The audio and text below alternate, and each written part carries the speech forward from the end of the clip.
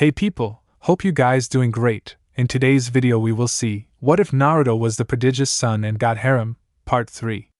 Huge shout out to Unholytsunami for this story. If you end up liking this video please consider subscribe, and like the video, so let's start the story. I don't know about this, Jaden.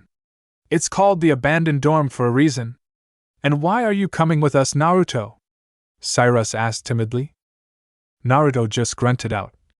I need to verify something before I jump to conclusions. Cyrus looked at him in confusion. Verify what? I'll tell you if what I think happened turns out to be true. Jaden put his hands on the back of his head and looked back at Cyrus. He's here for the same reason we came here for. To check out the dorm. He just wants to be all mysterious and cool. Naruto just silently shook his head at him. I hope that's all I'm here for. But the odds of that being the case dropped with every step they took towards the dorm, and they didn't catch sight of Alexis. After a few minutes of walking, the group of 4 made it to the dorm. They just stood there drinking up the sight of the dilapidated building. While taking in the sight, Naruto noticed a small item on the ground. Naruto walked towards it and bent down to take a closer look. When he got a good look at it, his hope of finding Alexis somewhere safe plummeted to the bottom of the ocean. Cyber. Damn it, I should have gone with her. He felt the Slifer Red trio shuffle behind him to take a look at what caught his attention. Jaden immediately took notice of the card Naruto was holding. Hey, that's Alexis's card. Why is it here? At that, Naruto had to pinch the bridge of his nose and exhale softly. Okay, let's put our thinking cap on, Jaden. The gate to the abandoned dorm is wide open and the door is slightly ajar, Naruto said while pointing to those said things. Alexis' cards, everyone on the island's cards for that matter, are held in a case strapped to their body. That means for a card to have fallen out of the case, she must have been in some kind of a struggle, or fight. Think you can piece the puzzle together now? Jaden closed his eyes and went silent in deep thought. For a few seconds it was completely silent until, all of a sudden, Jaden flung his eyes wide open in alarm and shouted, Guys! Someone kidnapped Alexis and took her into the abandoned dorm. Naruto mock clapped for Jaden. Brilliant deduction, Sherlock. We had absolutely no clue. The sarcasm was either ignored or went over Jaden's head completely. Naruto was willing to bet on the latter. Naruto stood up from his crouch and started towards the dorm. You coming, Jaden? Jaden smirked at the question. You already know I am. And processed to follow Naruto into the dorm, followed closely by Cyrus. Right before Cyrus entered the dorm, he looked back and saw Chumlee still standing outside the gate. Hey Chum, hurry up before we leave you. Chumlee looked at Cyrus in nervousness before saying, I think I'll stay out here and not go in the creepy mansion if you don't mind. Cyrus notched an eyebrow at him. You'd rather be outside a scary dorm in the middle of the forest at night than safe in a group with 2 extremely good duelists? Whatever floats your boat, more protection for me. After saying that, he ducked inside the dorm. Chumlee looked around him in fear before running towards the dorm. Guys, don't leave me out here alone. The norm for any abandoned building is for the inside to look just as bad, or worse, than the outside does. Apparently, no one told Duel Academy's abandoned dorm this.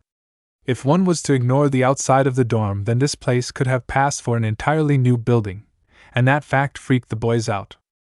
Jaden walked up to one of the paintings and rubbed his finger across the edge. When he brought it up to his face, he saw that there was no dust on it. Well, that isn't creepy at all. Naruto clapped Jaden on the back. Come on.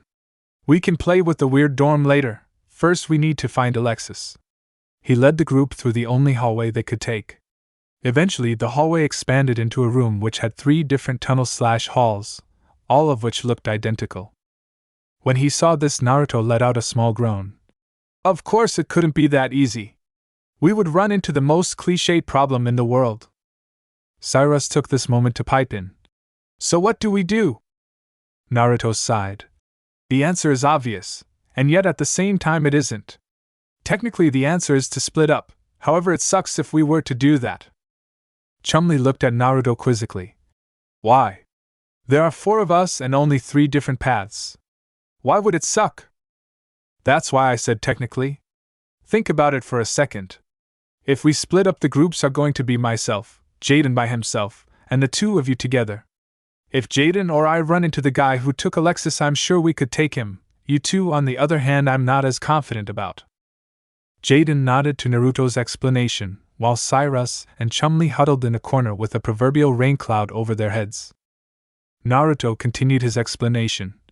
"If we do split up, we're basically giving ourselves 2/3 of a chance of getting Alexis back, assuming she's with the person who took her." At this point he let out an unhappy sigh. "But if we don't split up and stay in a group, we're dropping our 2/3 of a chance down to a 1/3 of a chance of rescuing her.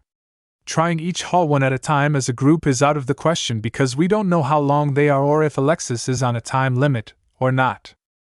Thus we are left with the only option of splitting up." Jaden punched his fist into his open palm.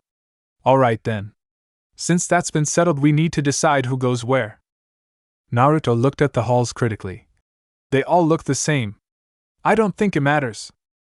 "Yosh, then I'll take the right opening." With that, Jaden marched through the right hall's entranceway. As soon as he passed the threshold, the stone floor rose up to meet the ceiling and block entry into that passageway. Naruto and the two Slifers watched this happen with wide eyes. Eventually it was Naruto who broke the silence. "Well, didn't expect that." Regardless of any apprehensions of being in a sealed corridor alone, he strolled up to the leftmost hall, took a deep breath, and went inside. Just like with Jaden, the floor rose up and trapped Naruto inside the tunnel of this choice. Cyrus and Chumli looked at each other and seemed to have a mental conversation before nodding to each other and hitting an about-face. They were about to walk back out of the dorm when the corridor they came from did the exact same thing as the left and right halls did and sealed itself shut. Whimpering, Cyrus and Chumli slowly turned back around and headed into the opening straight ahead, both wincing when they heard the slam of the concrete floor meeting the ceiling. Despite the corridor sealing itself shut, Naruto could still see just as clearly as he could before. As Naruto walked down the hall, he stared at the pictures on the walls. They were of different obelisk blue students, most likely the ones that disappeared. Naruto stared at each painting, hoping to see one who held a resemblance of Alexis. After passing 4 other paintings, he stopped at one which held the picture of a cockily smiling obelisk blue with his arms crossed. The shade of hair isn't the same, but the eye color and the facial structure are nigh identical. So I'll go on a limb and say that this is Atticus Rhodes." Naruto stared at the picture for a few more seconds before moving on. After walking a few more feet, the walls started to change. Instead of looking like the walls of a dorm, they started to look like the walls of a tunnel. And on those walls were what looked to be Egyptian hieroglyphics and writing. Interested, Naruto walked up to them and began to read, only to walk away in disgust a few seconds later. "Those are 100% fake Egyptian symbols. Someone is trying to mess with our heads. Too bad they don't know that I know real Egyptian." At this point, Naruto ignored the rest of the fake symbols and continued forward. After what seemed like an eternity to the impatient blonde, the tunnel expanded into a circular room with many different machines and devices inside of it. Naruto also noticed, with an increasing degree of annoyance, that there was no other door to leave the room from. Naruto walked up to one of the machines that was billowing out smoke and inspected each side of it. On the back, Naruto found a small tag on it that read "Property of Titan." 3 questions. Number 1, who is Titan? Number 2, why are these things in here? And finally, why did he put his name on these machines? Is he retarded? At that last question, the room began to shake and gravel began falling from the ceiling. The startled blonde quickly retracted his words in an attempt to appease whoever he just pissed off. "He's not retarded. I'm sure there is a perfectly logical reason for putting his name on those machines." It didn't work. The room continued to shake and more rubble began falling from the ceiling. It wasn't for a few more seconds did Naruto get his reason as to why this was happening. A grayish-black coffin descended from the ceiling and came to rest upon the floor of the room. As soon as the coffin was placed on the ground, the rumbling stopped. Naruto looked at the coffin, which, now that has had a better look at, was now starting to resemble a sarcophagus, in suspicion. He could already hear the words coming out of his mother's mouth. "One of the most dangerous things that one could do in life is to open an unknown sarcophagus." Naruto took a step closer to the sarcophagus and, once again, noticed some more Egyptian lettering on it. The difference between these and the ones that he saw earlier was that these ones were real. Naruto traced the symbols in the air as he read them to himself. The tomb of Amniel before achieving perfection. Who is Amniel? Naruto mused to himself. He circled the supposed tomb but found no more lettering. His curiosity beating back his apprehension, Naruto shrugged and reached to open the tomb. It happened instantly. The very second his fingers touched the sarcophagus did Naruto feel an intense, burning pain in his head. He immediately fell to his knees, and from the darkness that was growing in his vision, he knew he was about to pass out. His last remaining thoughts before he blacked out were of his mother's warning, "If Mom finds out about this, I'll never hear the end of it." When someone gets knocked out, the first sense that returns to them is their sense of hearing. Which would explain why Naruto could not see a thing but could hear plenty of noises. Groaning, Naruto pushed himself up from the ground and into a sitting position. "Ugh, my head is killing me. And all of this noise isn't helping. What is that?" Naruto strained his ears to try and figure out what the noise was. "Sounds like... I don't know what that sounds like. Just that it doesn't seem to be coming from one thing but from a lot of things." Severely freaked out, Naruto tried to open his eyes to take a look at what was causing the noise. However, when he opened his eyes, it was still pitch black. Naruto swiveled his head to see if he could spot something, but it was to no avail. It was so dark he couldn't even see his hand when he put it right in front of his face. "What the hell is going on?" One of two things happened when I touched that sarcophagus. Either it cursed me with blindness, or it transported me somewhere. And right now I'm not sure which one is worse. Naruto sighed as he rose to a standing position. "I know saying this is basically like calling Murphy's Law out, but how can this possibly get any worse?" And of course, right after he said that, it did get worse. Anything that can go wrong will go wrong, and Murphy does not like people trying to prove his theory false. The very second that Naruto finished saying worse was the same second all of the noises disappeared. It was eerily silent for all of 4 seconds before the noise from before roared out as one from behind a very justifiably scared Naruto. Naruto stood there in the darkness for a second longer before he took off in another direction. Naruto panted slightly out of fear. "I don't know what's making those sounds, but I'd rather not find out." He kept running blindly, not knowing or caring where he was going, so long as it kept him away from whatever was causing the sounds. As he ran, the noises behind him started to get further and further away. When he could barely hear them, Naruto slowed his run down to a jog and sighed in relief. That relief quickly evaporated when Naruto heard the noises again, this time right in front of him. Making a hard left, Naruto sprinted away from what was in his mind, certain death. Never again. Mother is always right, and I'll listen to her advice from now on. No more sarcophagus touching for me. This time the noises didn't just come from behind him but also from his right. Naruto had seen enough horror stories to know what would happen next. And lo and behold, after several minutes of running, Naruto found himself surrounded on all sides by the noise. He turned his head around in the darkness, desperately searching for anything that could get him out of this mess. Despair washed throughout Naruto's entire body when he failed to find a way out of this situation. Is this really how I'm going to go out? I'm gonna die before doing half of the things I said I was going to do in my life? As Naruto stood there waiting for whatever fate had in store for him to happen, he found himself reminiscing back to a conversation he had with his father a few months before he left for Duel Academy. Flashback start. "Do you get some kind of sick pleasure from beating all of my self-confidence out of me every time we duel, old man?" Naruto asked his father as his life point meter once again dropped down to 0, while Kaiba's life point meter was sitting at a perfect 4,000. Smirking at his son, Sito Kaiba put his deck back into his case and powered down his personal blue and white dual disc. "Of course I do. It keeps you humble and puts a healthy amount of respect for me into you. The old man comments don't help appease my vindictive streak, by the way." Narrowing his eyes at the taller man, Naruto snorted. "Well, congratulations on beating me for probably the 10,000th time. And that's not an exaggeration. The main point of these daily duels of ours isn't to drop your self-confidence, although I take more joy doing so than I should. Your ego is much too large for a duel with me to drop your confidence levels. Pot met kettle, Naruto whispered to himself. Well then, what is the point then, dear father of mine? Aside from some father-son bonding time? I always like to instill some type of lesson into you whenever we have a duel such as this one. Unlike with our previous duels, did you notice something different with this one? Yeah. You acted like I got in your face and said Yugi was a way better duelist than you, and then proceeded to make me look like a complete amateur. Seto Kaiba scowled at the mention of his rival. You know the rules. We don't speak that name in this house. Ignoring Naruto's eye roll, Kaiba continued. But yes, that's correct. Normally during our duels I hold back slightly in order to not overwhelm you. However, today I decided to do no such thing and attacked you with extreme prejudice. Why do you think I did so? Because you're a dick, Naruto whispered softly. Not softly enough, it seemed, because a card went flying towards Naruto's face, cutting his cheek slightly as it flew by. I don't know.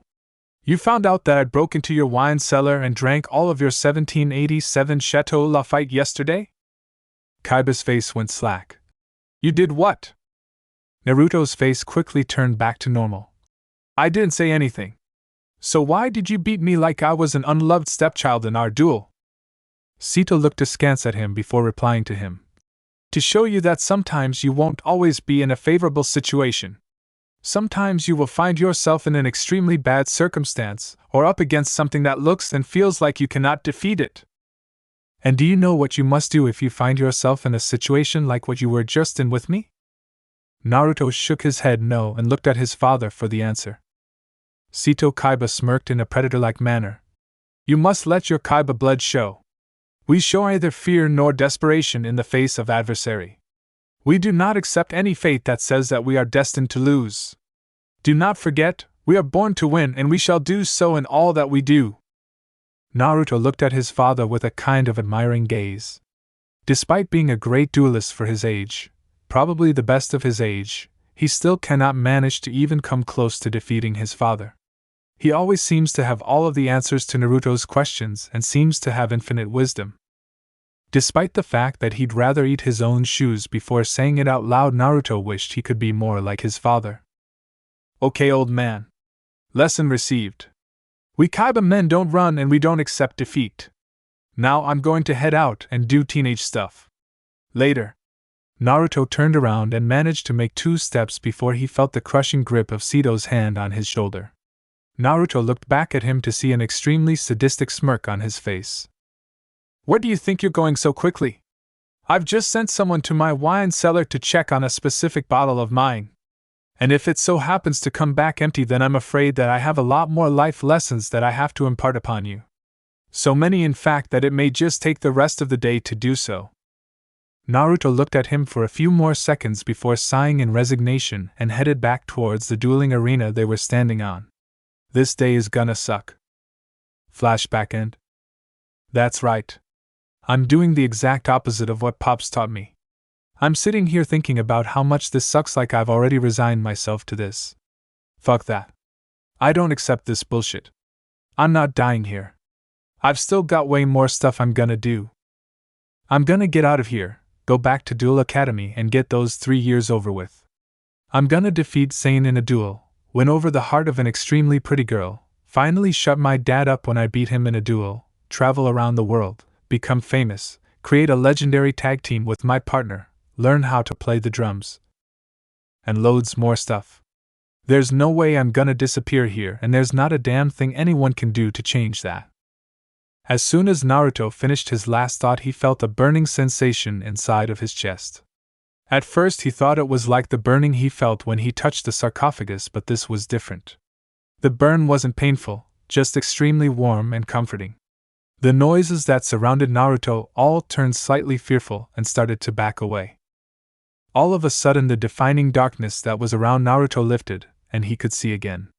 Now instead of pitch black, it was more like the blackness of nighttime. Naruto looked towards the noises and finally saw what was creating them. As soon as he saw them, he wished that he didn't look. They were creatures, of what kind he had no clue, but there were thousands of them. They were small, gray, and round-shaped, about the size of a dog. They had wide and thin gray eyes with teeth and 6 claws, 3 on each hand. Naruto stared at them in sick fascination for a second before he saw a white portal out of his peripheral vision. It was floating a few feet away from him, and what was most likely the thing keeping the monsters away. Naruto looked at the portal and at the dark world he was currently in. I don't know where this portal will take me, but it's kinda hard to send me to a place that's worse than this one. Naruto took a deep breath and sprinted into the portal. If there was any type of reflected surface in the realm, then Naruto would have been able to see his eyes shining bright silver. Naruto fell down from the air and hit a very hard ground. Ugh!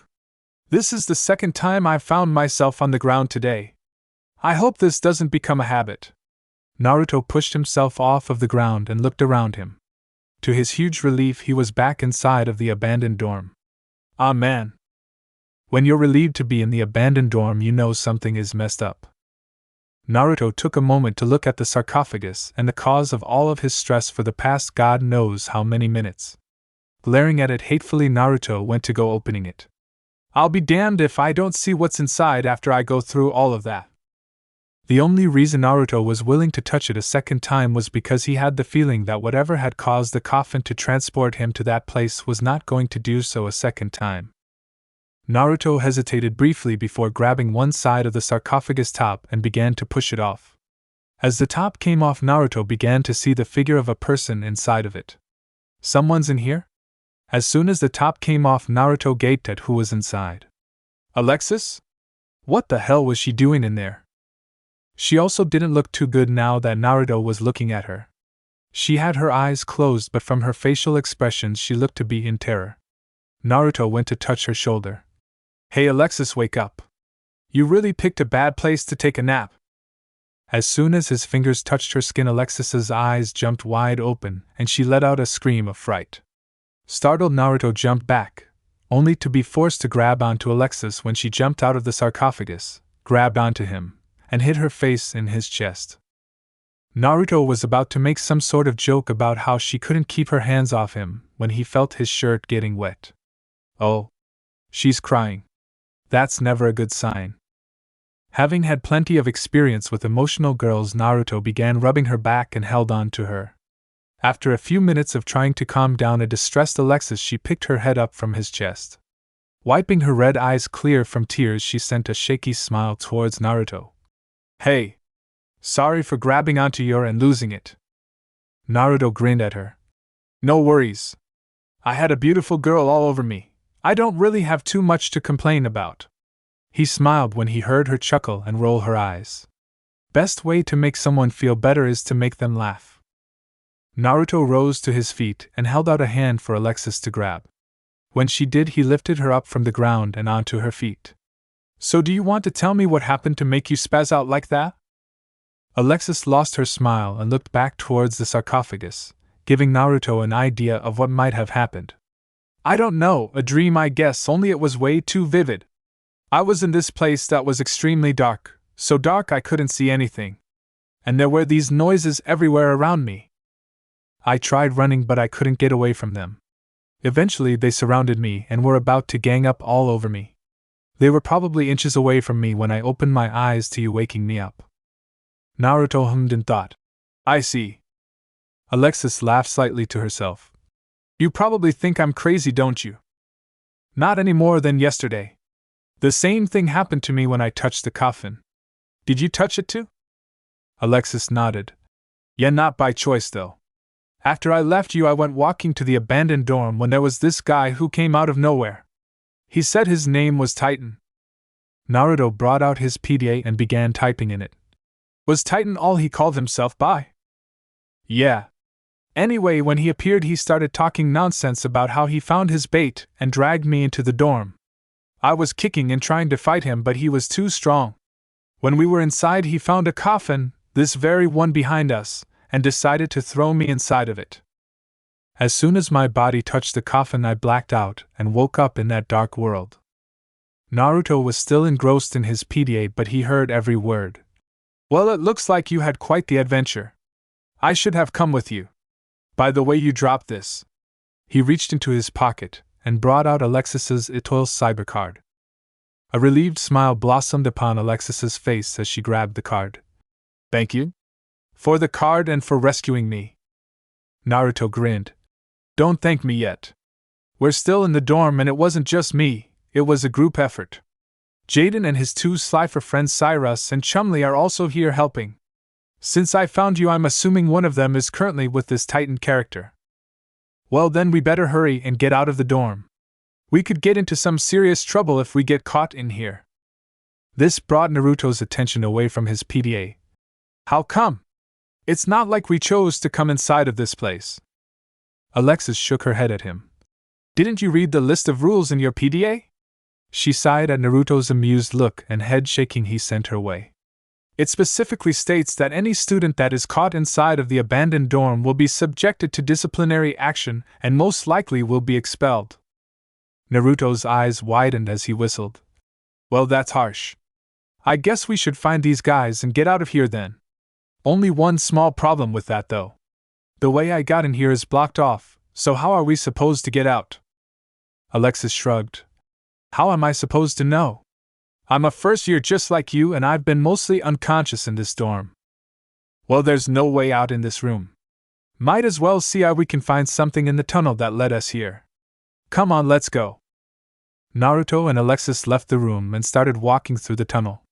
As they walked, Alexis began marveling at the different Egyptian symbols and hieroglyphs. Wow, all of these pictures are amazing. I wonder if these have always been here or if Titan just recently put them there. Naruto snorted. Don't be too amazed at them, Alexis. They're fake. Every single letter and every single picture.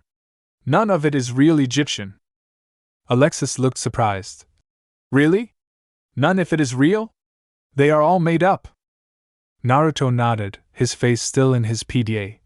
Yep. Completely fabricated.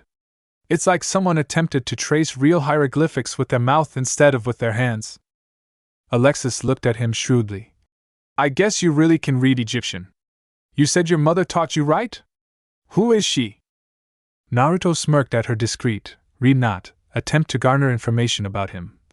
She's no one special. Just a woman who seems to know everything. Alexis raised her eyebrow at him. What is in that PDA that has you so interested? You've been looking at it for the last few minutes. Naruto lifted his head from said device and showed her what he was looking at. I was looking up information on this Titan guy. And from what I've found out, he wasn't here on coincidence. Titan is a hired mercenary who takes out specific targets for whoever pays him. There is a warrant for his arrest. Another little rumor about him is that he has the ability to send his opponents he defeats to the Shadow Realm. Whether or not this is true remains to be seen. However, every single one of his victims have fallen into a coma in the hospital and hasn't awakened yet. Alexis looked at the PDA in interest. So do you think the dark place I was in was the Shadow Realm? It was certainly dark enough. Naruto shrugged. No clue. I've never been to the Shadow Realm before, and quite truthfully, after the experience I just had with dark places, I'm not so sure that's a place I'd like to visit. At that, Alexis's eyes lit up. So you were there as well. I was wondering how you got the top off of the sarcophagus without touching it. How did you get out of that place? I've basically got the exact same story as you. Woke up in the middle of darkness surrounded by noises, ran away from said noises, and then get surrounded by said noises. The only difference between the two of us is that when I was surrounded, all of a sudden I could see through the darkness, and a white portal appeared that took me back to the dorm. After that I opened the coffin, found you, and the rest you know. Alexis quietly digested what he told her. For the next few minutes the duo made the walk down the path in silence. Naruto took a glance at her before saying offhandedly, I'm surprised you didn't ask what I saw when I said I could see through the darkness. You're usually a lot more inquisitive than this. At least when it comes to figuring me out, you are. Alexis mock glared at him. I didn't ask because I didn't want to know. I already know I'm going to have nightmares about that darkness and those noises. No need to add a picture to go along with it. Naruto begrudgingly gave her that one. Touché. They had reached the point in the tunnel where it began to change from a tunnel-like look back to a dorm-like look. The walls had paintings and pictures back on them, and Alexis was hungrily looking at each picture as if she were looking for something. Naruto noticed this and tapped her on the shoulder to get her attention. He pointed her towards the specific picture he knew she was looking for. Alexis walked towards the picture Naruto pointed at and stared at it for what seemed like an eternity to her. She just drank up all of the features of her brother, features she hadn't seen in person for the last 2 years.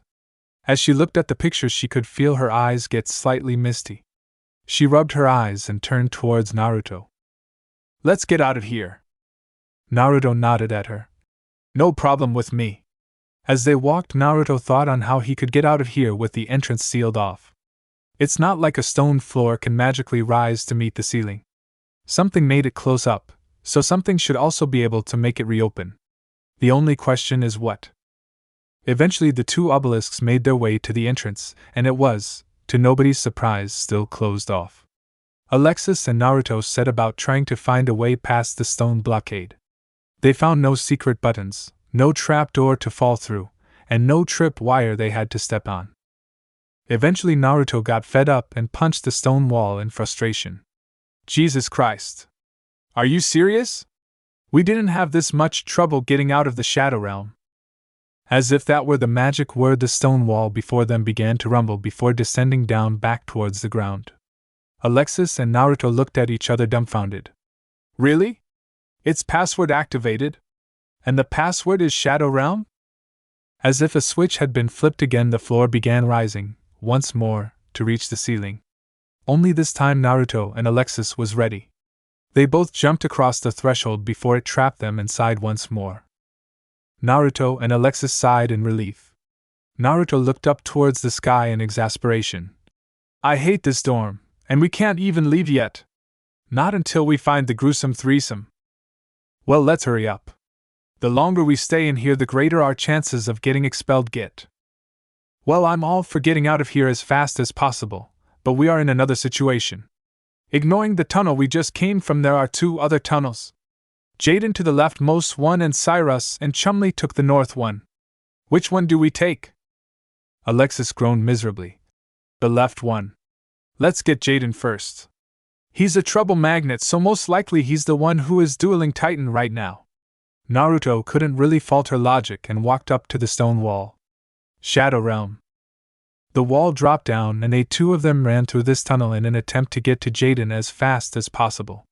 As they ran through the tunnel, Naruto saw something. "I can see smoke up ahead. There's something going on." When they finally got out of the tunnel, they had no idea what they were looking at. There was Jaden dueling with a masked man in a cloak, but Jaden was missing several important things. "MJ," Naruto began, "where are parts of your arms and legs? Last I checked you needed those, and why aren't you screaming in pain?" Jaden turned towards the voice, and when he saw Naruto and Alexis, a grin grew across his face. "Sweet! You found Alexis. That's one good thing that's happened since we separated." Naruto had a perturbed look on his face as he stared down Jaden. "Okay, I already know that his IQ is extremely low, but I don't think even Jaden is so stupid that he doesn't recognize that he's missing several limbs. Yeah, I found her safe and in perfectly fine condition. Unfortunately, I can't say the same for you. Want to explain what's going on?" Jaden waved off his worries. "Don't worry about me, there's nothing wrong, because all of this is fake anyway." Jaden directed the final part of his statement towards Titan. "What? What are you talking about? My shadow games are completely real!" shouted out Titan. Jaden snorted out. "Yeah, right. This isn't a shadow game, this is just a whole bunch of smoke and mirrors. You're just trying to get in my head." Naruto nudged Alexis and whispered in her ear. "You have any idea what they are talking about or on what's going on?" Alexis shook her head. "No clue." Titan had gotten quite angry. "I've had enough of your false accusations about my powers." From the inside of his trench coat he brought out a Millennium Puzzle. "I've grown tired of this game. Since you have been so insulting, forget this duel. I'm going to just take your soul with my Millennium Pendant dash." Titan's monologue was interrupted by Naruto's laughter. He turned towards the blonde to see him huddled over, laughing the life right out of his body. Alexis and Jaden was looking at Naruto as if he had lost his mind. Alexis tentatively reached out to touch his shoulder. "Are you okay? Want to share the joke with everyone else?" Naruto shook his head and attempted to point towards Titan. He called it the dash. Try as he might, the blonde could not finish his sentence. After laughing himself sick for the next few minutes, Naruto finally managed to get himself together and stood back up, albeit still snickering. Alright guy, let me give you a bit of a history lesson. First, that thing you're holding is not called the Millennium Pendant, it's the Millennium Puzzle. Something anybody who truly understood Egyptian would know. Secondly, I don't know if you are aware of this fact or not, but the Millennium Puzzle belongs to someone who is so far out of your league it's even funny. Titan was getting incensed. You have no idea who you're dealing with, do you? I am Titan, Master of the Shadow Realm, and this is my Millennium item which I use to control the shadows. Naruto shot him the kind of smile you send children when you are humoring their nonsense. Okay then, Mr. Master of the Shadow Realm. How did you get a hold of that Millennium item when the last known person to hold it was Yugimoto, the king of games? That took the wind out of Titan's sails real quick. The smirk that was on his face was wiped clean off and he nervously began looking around the room. Ugh? Because dash. Naruto cut him off. Don't waste our time with some made-up lie. It's physically impossible for anyone to have any of the Millennium items. That's a fake. In fact, let's see just how good a fake it is. Naruto reached into his pocket and brought out a blank card which he threw towards Titan's fake puzzle. The card embedded itself halfway into the puzzle, causing it to explode in a bag of fire and wiring. Everywhere around them the smoke started clearing up and all of Jaden's missing body parts reappeared. The three students all stared at the man as he watched all of his planned illusions go up in smoke. No pun intended. Titan was debating in his head all of his options. Eventually he decided to cut his losses here. He was paid to go after one Slifer Red Kid, not deal with all three of these headache-inducing brats. He reached inside of his cloak and threw down a smoke bomb. I'm out of here. You kids better watch your back from now on, because you've personally gained the ire of Titan now. Naruto and Alexis saw him throw down the smoke bomb but moved to do nothing. If he wanted to leave them alone, they were fine with that. However, Jaden was of a different mindset. Hey, where do you think you're going? He ran to follow Titan through the smoke when the entire dueling field they were standing on began to light up with an ominous purple. What's going on? Naruto, Alexis, Titan, and Jaden asked at the same time.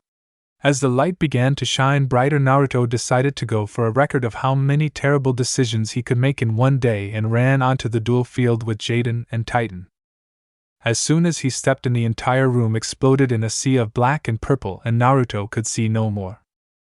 When Naruto's sight returned to him once more, he immediately groaned out and slapped himself in the face. Idiot! What would possess you to do that? Now look at where you are, right back in nightmare heaven. He saw that he was back in the middle of the darkness he had escaped earlier. The only difference being that it wasn't the pitch-black darkness, but more like the darkness during the night. He could see, but not too far ahead. Hearing groaning on the left, Naruto turned to see Jaden picking himself off of the ground. Shaking his head to clear the cobwebs out of it, Jaden took a good look around him and turned towards Naruto in confusion. Where are we? I couldn't give you a name if I wanted to. Just know it's nowhere pleasant. At that point, a third voice also entered the conversation. Just what did you two brats do? Where am I? It seemed like Titan also joined them for the journey. Naruto pointed at himself and Jaden. Look, Faker, we don't have any better clue than you do. We know you obviously have no clue how to do anything real, so something else caused this. What do you mean I can't do anything? What is making that sound? Titan began to shout before he suddenly stopped and cocked an ear towards a random direction. Sound? What are you dash? Naruto stopped mid-sentence and paled. Shit.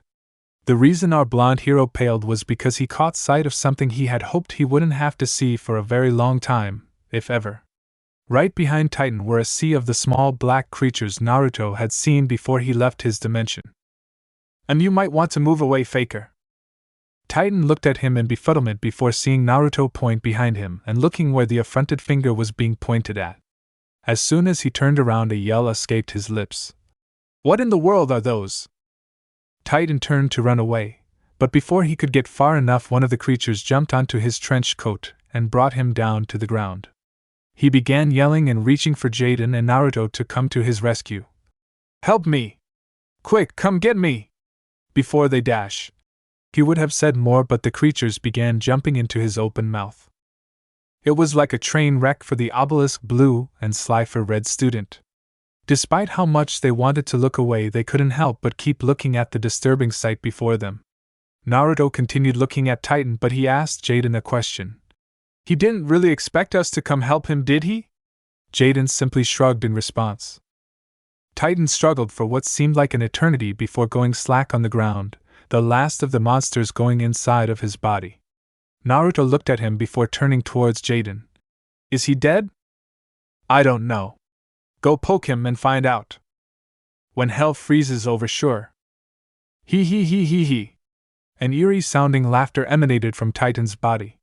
He began to lift himself up from the ground and stand up straight. When he was back on his two legs, he lifted up his head to show his newly glowing red eyes. "Well, I'm afraid playtime is over, boys. Now it's time for the true shadow games to begin." Jaden rolled his eyes at Titan. "Are you still going on about those shadow games of yours? I thought we already realized that they were fake." Naruto nudged Jaden with his elbow. Jaden? Let's not antagonize the freak with glowing red eyes and a body full of God knows what." Titan chuckled good-naturedly. "You are half correct, young Jaden. The duel you were having before with this body was not a shadow game. But now that the shadows have full control over this mortal shell, we will show you what a true shadow game feels like." With that being said, Titan's duel disc reactivated and flashed his life points at 4,000.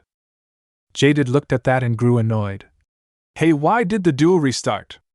What happened to before? When you enter the Shadow Realm, you have to abide by a new set of rules and an entirely new game.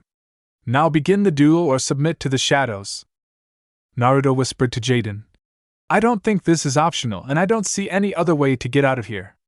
If you don't want to take this guy, I'll do it for you." Jaden looked at Naruto like he was insulted. "I never back away from a duel."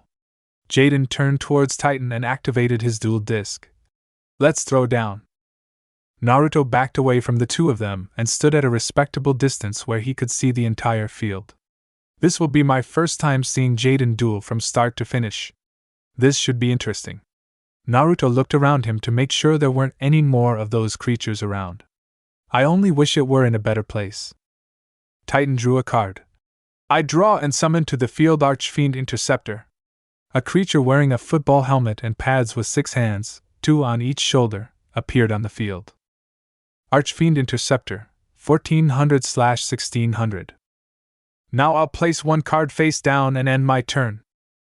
Jaden pulled a card from his deck, took a look at it, and slammed it onto his duel disc. "I summon to the field Elemental Hero Sparkman.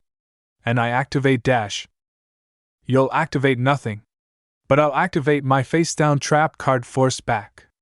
I can activate this trap to negate the normal summon or flip summon of a monster and return the monster to its owner's hand. So Sparkman won't be coming out to play just yet." Sparkman turned into a ball of light which shot itself back onto Jaden's hand. Jaden frowned. "I place 2 cards face down and end my turn.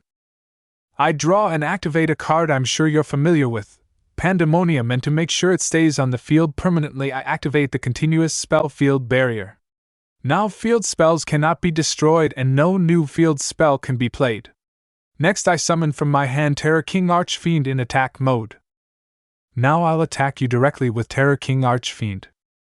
Terror King Archfiend, 2000/1500. Jaden smirked and lifted his hand. "You've activated my trap card, a hero emerges. Now you have to pick one card randomly from my hand, and if it's a monster I get to special summon it to the field. I choose the second farthest from the left." Jaden looked at it and smiled. "Not the best pick for me, but far from the worst, so I can't complain. Come one out Elemental Hero Stratos. And since he was special summoned, his special effect activates. I can add 1 hero monster from my deck to my hand. Elemental Hero Stratos, 1800/300. It doesn't matter because your precious hero Stratos is still going to be destroyed. Go Terror King. Attack with Locust Storm Barrage." Teraking's chest popped open and a swarm of locusts swarmed out to destroy the floating hero. Jaden's LP, 4000-200 is equal to 3800. Jaden grabbed his chest and let out a short yell of pain. Naruto looked towards him in slight concern. Hey Jaden. You okay? Jaden lifted his head and nodded to Naruto. I'm fine, I just felt a sharp pain in my chest. Just then Titan began laughing aloud. I told you. Unlike with what you were dueling before you came here, this is a real shadow game. The stakes here are much higher than simply winning or losing. You're playing with your soul on the line. A soul I intend on taking. Now go Archfiend Interceptor, attack with demonic blow. The demonic football player ran towards Jaden and, with all 6 hands, punched Jaden all over his body.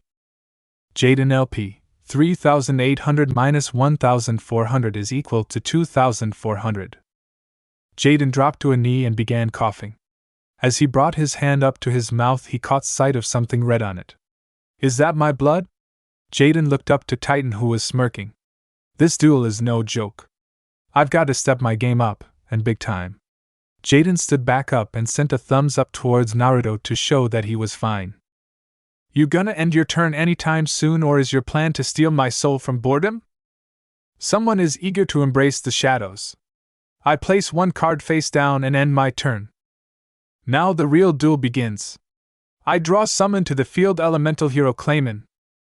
A huge man with a hard clay-shaped body and red helmet appeared on the field. Elemental hero Clayman, 800/2000. And I activate the spell card Oversoul to special summon from my graveyard elemental hero Stratos. And since he was special summoned, I can activate his effect to add another hero monster to my hand from my deck. Now I activate my face down card Elemental Recharge. I gain 1000 life points for each elemental hero I control, and I have 2.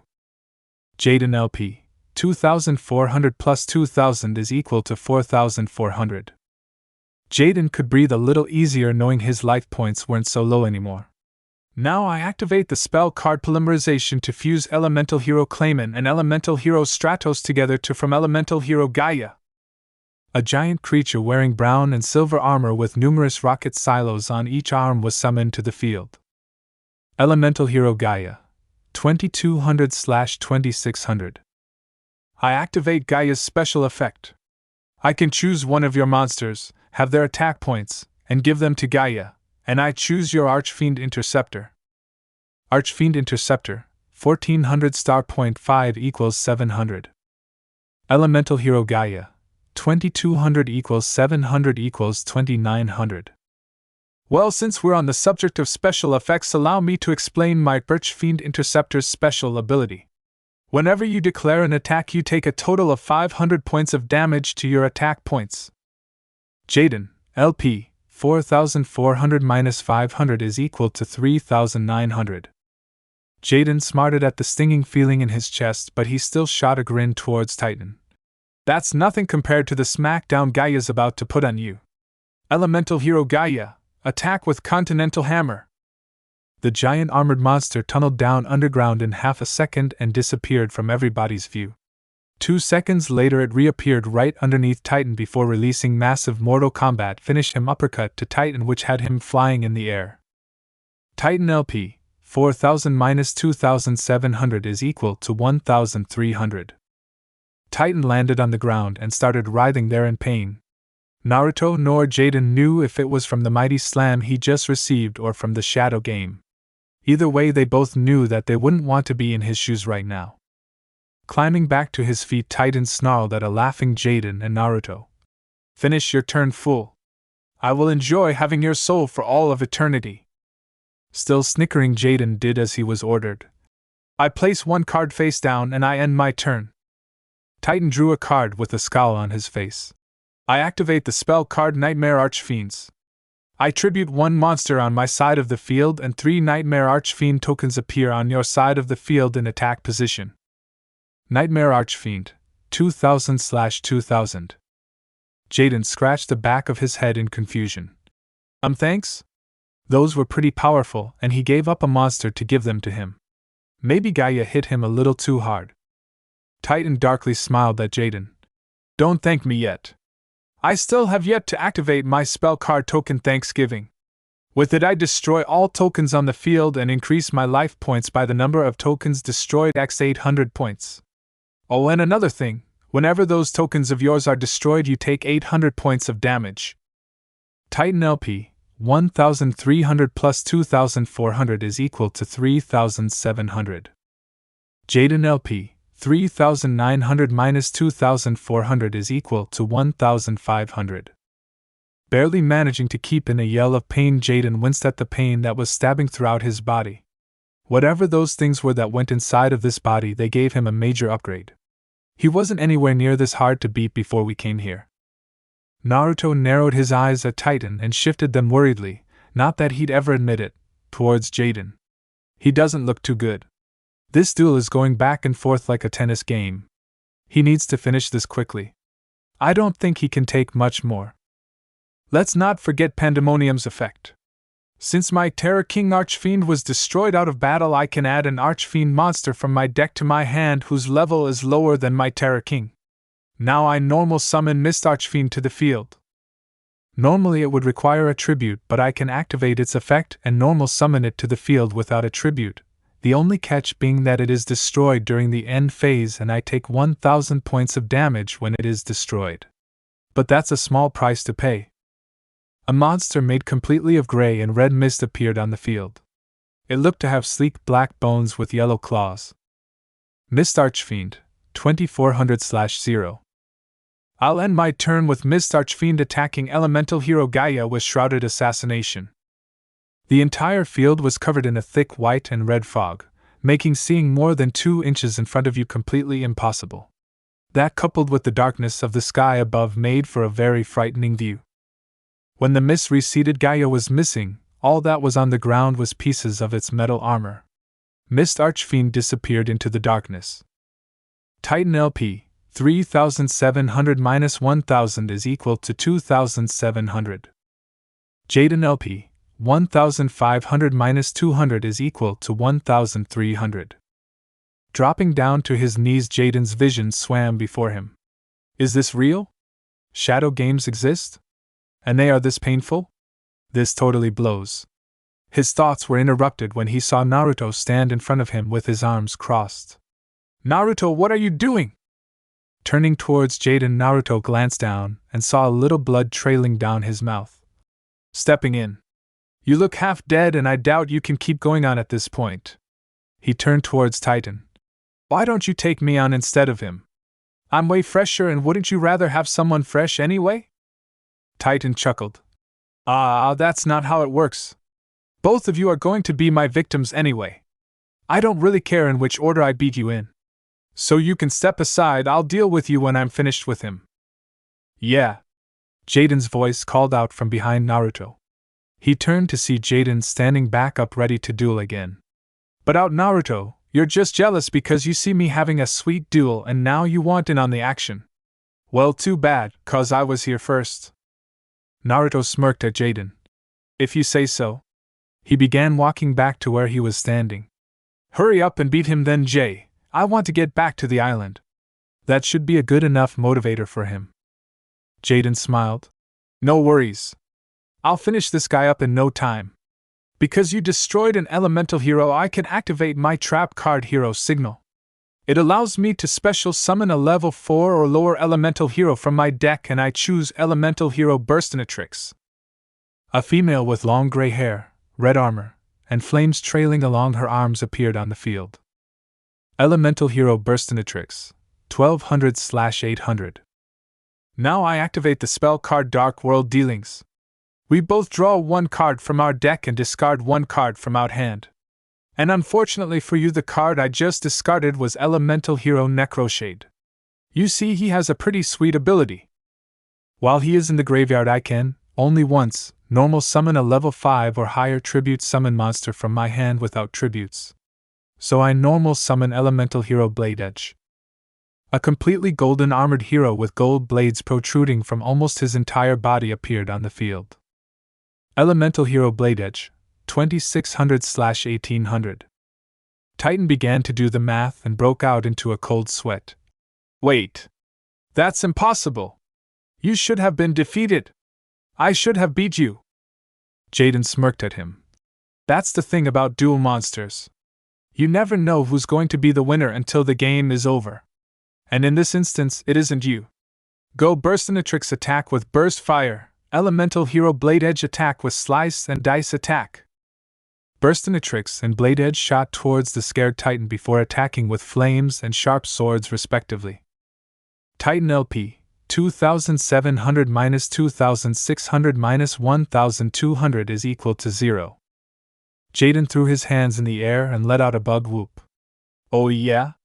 Now soul stealing is going on while I'm here. Jaden stopped celebrating long enough to notice Naruto walk over to him and clap him on the back. That was sloppy and could have been won a hell of a lot better than that, but we both still have our souls, so I can't complain too much. Naruto would have said more if a loud scream of fright didn't shock him and Jaden. They both turned towards Titan and was suddenly even gladder that Jaden had won. Why, you ask? Because Titan was currently being siphoned down the Shadow Realm toilet. Or at least that's what it looked like to the two teenage boys. The ground underneath Titan had been liquefied and was currently swirling around Titan, pulling him down underneath. He was desperately trying to grab for anything that could keep him afloat, but there was nothing in sight. Eventually he was sucked down, and the screams died instantly. Naruto and Jaden looked at the empty ground and then at each other. It was Jaden who broke the silence. So how do we get out of here? Because I'm not too keen on trying out that thrill ride. As soon as he spoke that aloud did something happen, albeit something neither of them expected. A large furry creature pulled itself right from Jaden's dual disc where his deck was and began flying in front of the two of them. Naruto jumped back and looked at the thing in shock. Jaden, what is that, and why did it come from your deck? Jaden looked confused. It's one of my cards, Winged Kuriboh, but I couldn't tell you how or why it's not a card anymore. The flying creature flew in front of Jaden's face and made a sound, trying to get its attention. Yeah? You need something, little buddy? Naruto looked at Jaden, who was trying to communicate with it like he was crazy.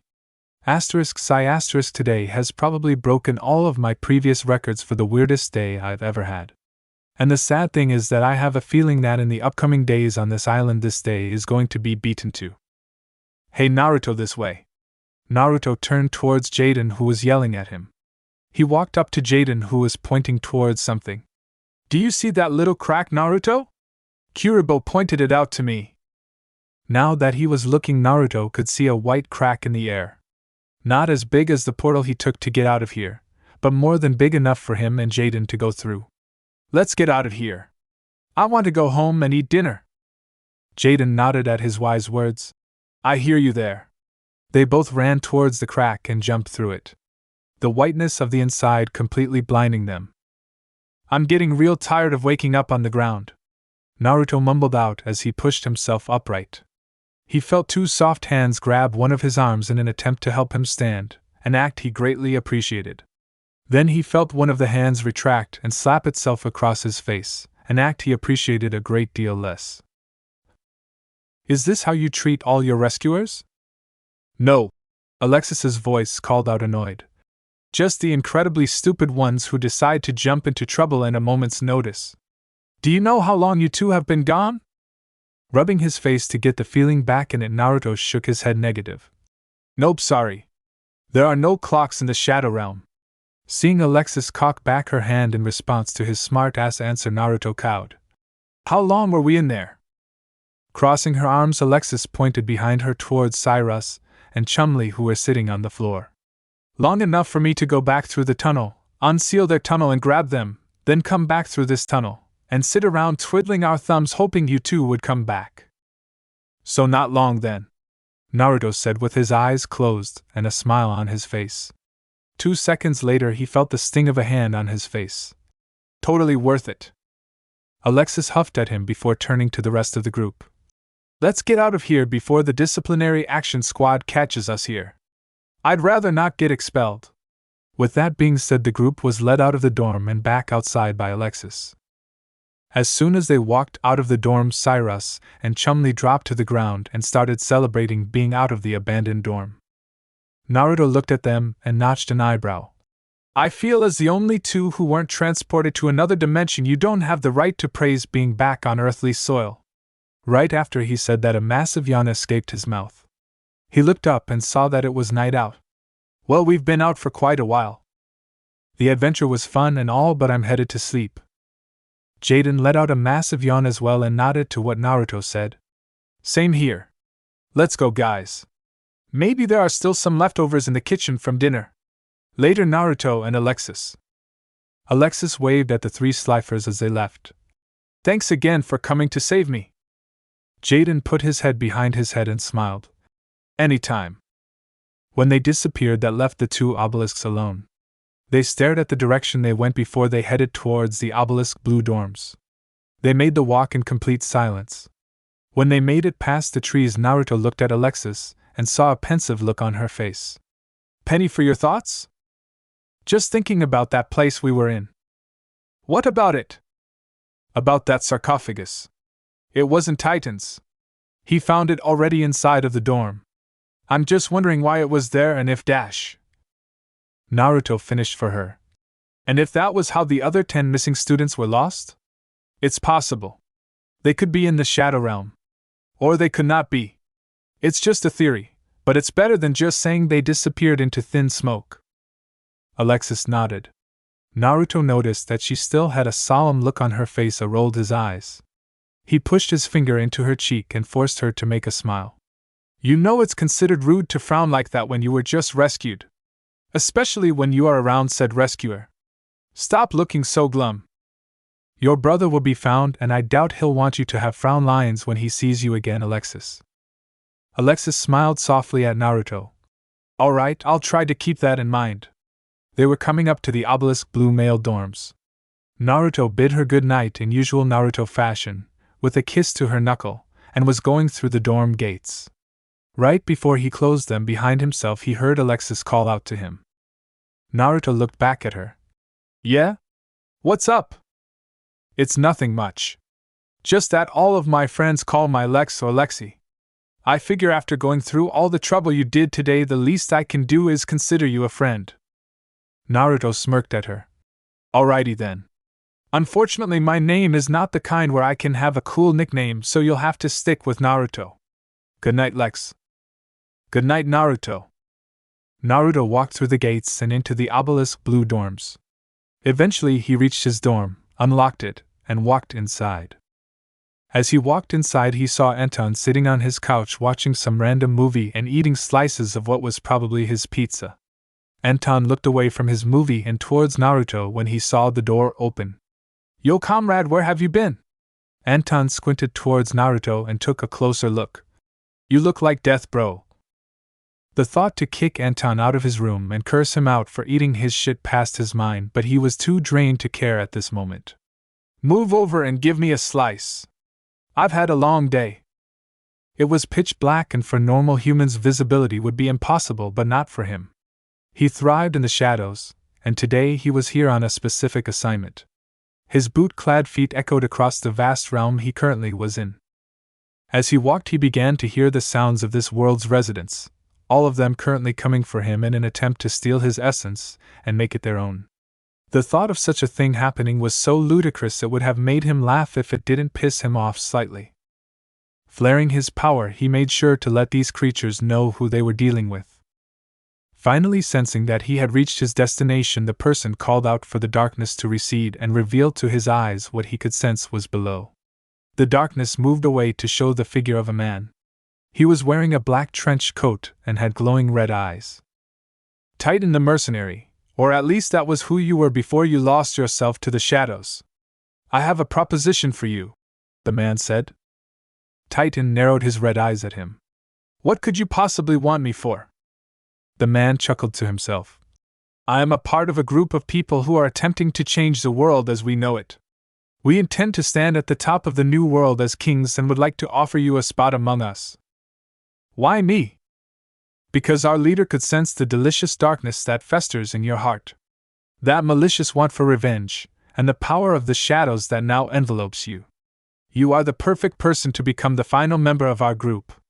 We could give you everything that you want. Titan raised an eyebrow at him. Oh, really? And what exactly do I want? The man smirked as he reached inside of his coat and held out something for Titan to take. A mask. Freedom and a chance at revenge. Smirking at what was being handed to him, Titan reached forward and took a hold of the mask. If I'm to join this so-called group of yours, don't you think I should get your name?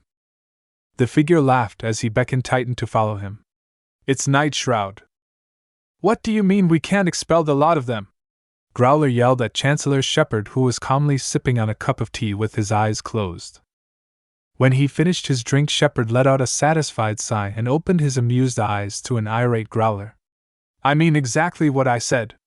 We cannot expel the students for entering the abandoned dorm. I fail to see what is so hard to understand about that phrase. Growler gnashed his teeth together at this.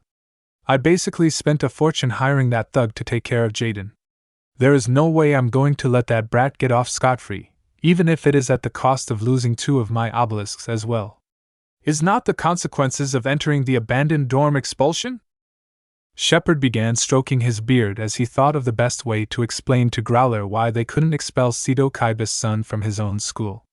We cannot simply expel 5 students in the beginning of the year, especially since 3 of those 5 have shown themselves to be quite exemplary duelists. In fact, one of those 3 duelists defeated you. How can you justify getting rid of such talent? Easily! Growler yelled, and raged at once again, being reminded about his loss towards Jaden. If we allowed this to go unpunished, then the other students will believe that they too can go against the rules. The Chancellor hummed in thought. You have a point. Ignoring Growler's shouts of delight, Shepard thought on what their punishment should be. The consequences must be severe. They did break what is probably the number 1 rule on the island. We even put it on the top of the rules list. Shepard gestured for Growler to settle down and look back at him. What do you suggest, Professor? Something other than outright expulsion. Growler scowled for a brief moment before he had an idea. Growler analyzed every outcome that his idea could create before a truly malicious smile stretched across his face. I think I have the perfect idea. Shepard raised an eyebrow at Growler before motioning for him to continue. Please, tell me more. I have to do what? Jaden and Cyrus asked at the same time. They were in the middle of Professor Banner's class when Growler barged in with news for the 2 Sliffers. Smirking triumphantly, Growler repeated what he just said with a voice that was positively oozing with glee. In 1 week's time, the 2 of you will be in a tag team duel against 2 opponents of my choosing. If you win, then you 2 will be excused from entering the abandoned dorm. However, if you lose, then you 2, along with 1 Chumley Huffington, will be expelled from Duel Academy. Positively giddy from the thunderstruck look of Jaden and Cyrus' faces, Growler literally skipped away. From the other side of the room, Naruto looked from a shocked Jaden and Cyrus to Alexis, who looked just as confused as Naruto felt. Well, that was unexpected. Jaden, why are you so relaxed? Didn't you hear Growler? If we lose, then we're expelled. Cyrus was the only member of his tag team who was worried because Jaden was as chill as he always is. Walking out of Banner's class, Jaden just smiled. What's there to be worried about, Cy? In 1 week we're gonna duel, win, and put his whole thing behind us. Nothing to stress over or get worked up about. Cyrus shook his head frantically. That might be the case if you were dueling solo, but this time you've got dead weights slowing you down. I'm pretty sure having self-esteem that low isn't healthy, Alexis said as she walked up to the 2 of them, followed closely behind by Anton and Naruto.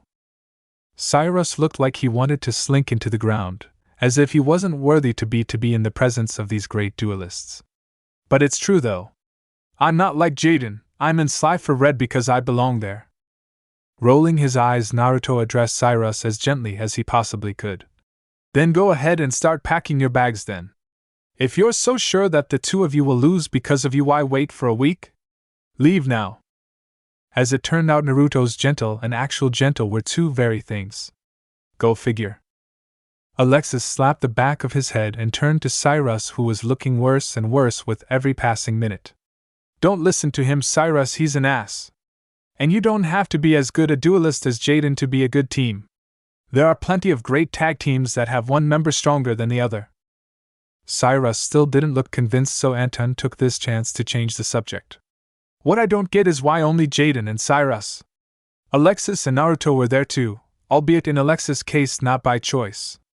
I know Growler doesn't like slifers, but why are they the only ones being punished? Alexis answered his question. Right after Naruto and I separated, I went straight to the Chancellor's office and told them how I was forced to enter the abandoned dorm. That's why I didn't get in trouble. She then turned towards Naruto. What's your excuse? Naruto looked at her in exasperation. Why is it that whenever something fortuitous happens for me you think that I caused it somehow? Alexis jumped at that. I never said that you caused it, but did you? Naruto rolled his eyes. Stop watching so many interrogation TV shows. Alexis narrowed her eyes at him. He didn't deny it. Nonetheless, she dropped her line of questioning. She turned back to what was currently the bigger concern, Cyrus' lack of confidence. It doesn't matter how good of a duelist Jaden is if his partner is dragging his feet. Hey Cyrus, mind if we talk in private for a bit? We'll be quick. Without waiting on a response from the diminutive brunette, Alexis grabbed Jaden and Naruto's jacket sleeves and pulled them with her, motioning for Anton to follow. After they had gotten far enough where Cyrus wouldn't hear them, Alexis addressed the group. Let's be frank here. If you were to make a team with Cyrus as he is now, you are going to lose your upcoming duel, Jaden. Jaden tried to defend his best friend. Let's not be so quick to judge him. Sai isn't that bad a duelist really, he just has a bit of a confidence problem. Anton shook his head at Jaden. That's a fatal problem to have as a duelist. Name one successful pro duelist who lacks confidence. Jaden didn't even waste his time trying to think of any. He knew that to get anywhere in life you had to 100% believe that you would succeed. It's why whenever he would introduce himself he always said he was the next king of games. Anton waited to see if anyone would answer his question. When it became clear that no one would, he continued. If you two want to win that tag duel next week, we need to figure out what is causing those confidence problems and deal with it. Alexis nodded in agreement. Jaden, you spend the most amount of time with him. What do you think it could be? No idea, Jaden said cluelessly. Sai is always timid with everything he does, not just in dueling. Maybe it's because he's short. Alexis tossed that hypothesis out of the window with a shake of her head. No, that's a stupid reason. Maybe it's because he's a slifer and he constantly hangs out with better duelists than him. That could do it. All the while that Alexis, Anton, and Jaden were speculating on what was Cyrus' problem, Naruto was looking at the three of them in bewilderment. Are they blind? They really can't tell what's wrong with him. Naruto kept watching them bounce ideas back and forth for a few more minutes before he finally caved. He has an inferiority complex a mile wide, Naruto blurted out. That gained their attention. All three of them stopped talking and looked at Naruto confused. What do you mean he has an inferiority complex? Jaden asked Naruto. Shaking his head at having to explain what should be obvious, Naruto walked over to them. Let's pretend Cyrus is my younger brother. Look at me, I'm a very good duelist, well respected in my dueling circle, and I'm good looking. Now look at Cyrus, not good at dueling, a laughingstock, and a midget. Being my little brother would already put a lot of pressure on him because he has to live in my shadow, but when you add to the fact that he is nowhere near as good as me at anything, and has been living with that fact for his whole life, well, how do you think he would feel? Alexis, Anton, and Jaden just stood there drinking in his words. After a moment of silence, Alexis looked at him. So, Zane? Naruto nodded. Yep. Zane. The kid has been living in his shadow for as long as he can remember, and it has been eating him alive. That's where those self-confidence issues come from, and honestly, they aren't that unwarranted. Alexis hummed in thought. Well, now that we know what is wrong, all we have to do is figure out how to fix it by next week. As they began to discuss different ways they thought would help Cyrus out, they missed Naruto look up in the air in thought before marching away from the group and towards Cyrus. They didn't miss Cyrus' cry of surprise, however. They turned towards Cyrus to see what surprised him so, only to see him staring at Naruto in fear. What did you just say? Cyrus stammered in fright. Naruto shot a bloodthirsty and vicious grin towards Cyrus as he repeated himself. I said that for the next week to fix your confidence problems you will be dueling me. Starting today. After Naruto's announcement to Cyrus, the group separated with the intent of meeting back up at the pier in 2 hours. Jaden and Cyrus went to the Slifer Red dorms to prepare, while the Obelisks went to the Obelisk Blue male dorms. And all the while they were walking, Alexis was, surprise surprise, questioning Naruto on his decision. Why do you want Cyrus to duel you every day for the next week? What is that going to accomplish? Naruto explained his reasoning to her. Right now Cyrus can't duel to his true potential, however much that is, because he's constantly comparing himself to Zane. There are a few ways one could go about fixing this problem. One way is that we could set up a duel between Zane and Cyrus and hopes he achieves closure. Unlikely, Anton and Alexis said at the same time. Nodding, Naruto continued. Another is for someone to duel Zane and beat him in said duel, thus crushing his image of Zane being perfect and unbeatable. Anton raised an eyebrow at this one. I'm surprised you didn't go with that plan. I know you're chomping at the bit to get at Zane. While she didn't say anything out loud, Alexis agreed. Naruto ruefully shook his head. I'd love to go with that plan, but for it to work Zane needs to be defeated, and from our last duel that was interrupted I could tell that he is as good a duelist as I am. I don't want to take a chance where Zane might win and look even more godlike to Cyrus. Anton nodded in understanding while Alexis looked confused. You and Zane had a duel? When was this? Naruto waved his hand nonchalantly in the air. It was a while ago when Anton, Jaden and I had detention together. The duel was interrupted before we could finish, so we called it a draw, but that's not important right now, Alexis prioritized. Annoyed at being brushed off, she returned to the matter at hand. So what is the method you are using to fix Cyrus' issues? Naruto grinned. Resistance training? Anton and Alexis looked at each other in confusion before turning back to Naruto. Resistance to what? Fear, Naruto answered. Cyrus is too scared to duel to his true ability. That's why he will be dueling me. In my personal opinion, the best way to remove a weakness is to smash against it until it goes away. Anton raised a hand. Correct me if I'm wrong, but wouldn't dueling someone who is on the same level as his brother make him even more scared? Naruto nodded. That's what I'm hoping for. For the next week I'm going to duel Cyrus with the intention of crushing him in every duel. He is going to be scared, that much is a given. But after dueling me for a week straight, he is either going to learn to get over that fear, or he is going to become so scared of me that he's going to find the pressure that other duelists exert tame in comparison. Anton rubbed his chin in thought. That doesn't sound too bad. Instead of slowly giving him confidence, you're going to hammer at his insecurities until they aren't a problem anymore. Naruto beamed. Exactly. Alexis looked at them in exasperation. That's not a very subtle plan.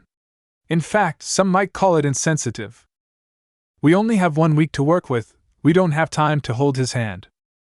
Alexis grudgingly gave him that one. Why are you taking such an interest in Cyrus? I always got the feeling that you didn't really care about him. That's because he didn't care about him. As far as Naruto was concerned, Cyrus was the add-on. The +1 that was on an invitation sent to the true guest. A sheep that was dreadfully out of place among the elites he usually found himself surrounded by. However, Naruto's heart went out to the little guy for his plight. I know better than anyone else here how it feels to live in the shadow of someone amazing, and the feeling that you don't exactly stack up. Of course he wasn't going to tell Alexis that. I still haven't had my duel with Jaden yet, so obviously I can't let them get expelled. Besides, I'm not so heartless that I'll let somebody fail at life when I could have done something about it. Smiling slightly at Naruto's attempt to cover up his act of kindness, Alexis dropped the subject. The trio of obelisks made their through the gates and into the building. As they entered the building, they found themselves accosted by one distraught professor. Growler? What's wrong with you? Naruto asked as he backed away from the panicking professor. Growler was so hysterical that he didn't seem to care about the lack of respect for Naruto. Please tell me that one of you have seen Senior Princeton in the last few days? Alexis, Anton, and Naruto glanced at each other in confusion. Chaz? Naruto asked. Now that you mention, I have been in a good mood lately. But to answer your question, I haven't seen him since his promotion duel with Jaden. Why? At this piece of news, Growler sank to his knees in despair. Oh dear, it seems like our fears were correct. Senior Princeton has left the island. Alexis looked at the professor in shock. Chaz left? But why? Because he's a sniveling wimp, Naruto said out loud.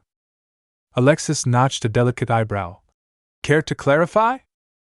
The big bad elite considered himself too good to be in our yellow, so he took the easy way out and ran away. Naruto snorted as he shook his head. Pathetic. Growler jumped up at his explanation. Do you not understand what this could do to Duel Academy? Are you aware of the influence the Princeton family holds? And the ruin they could bring to the school if they find out that their younger brother is MIA?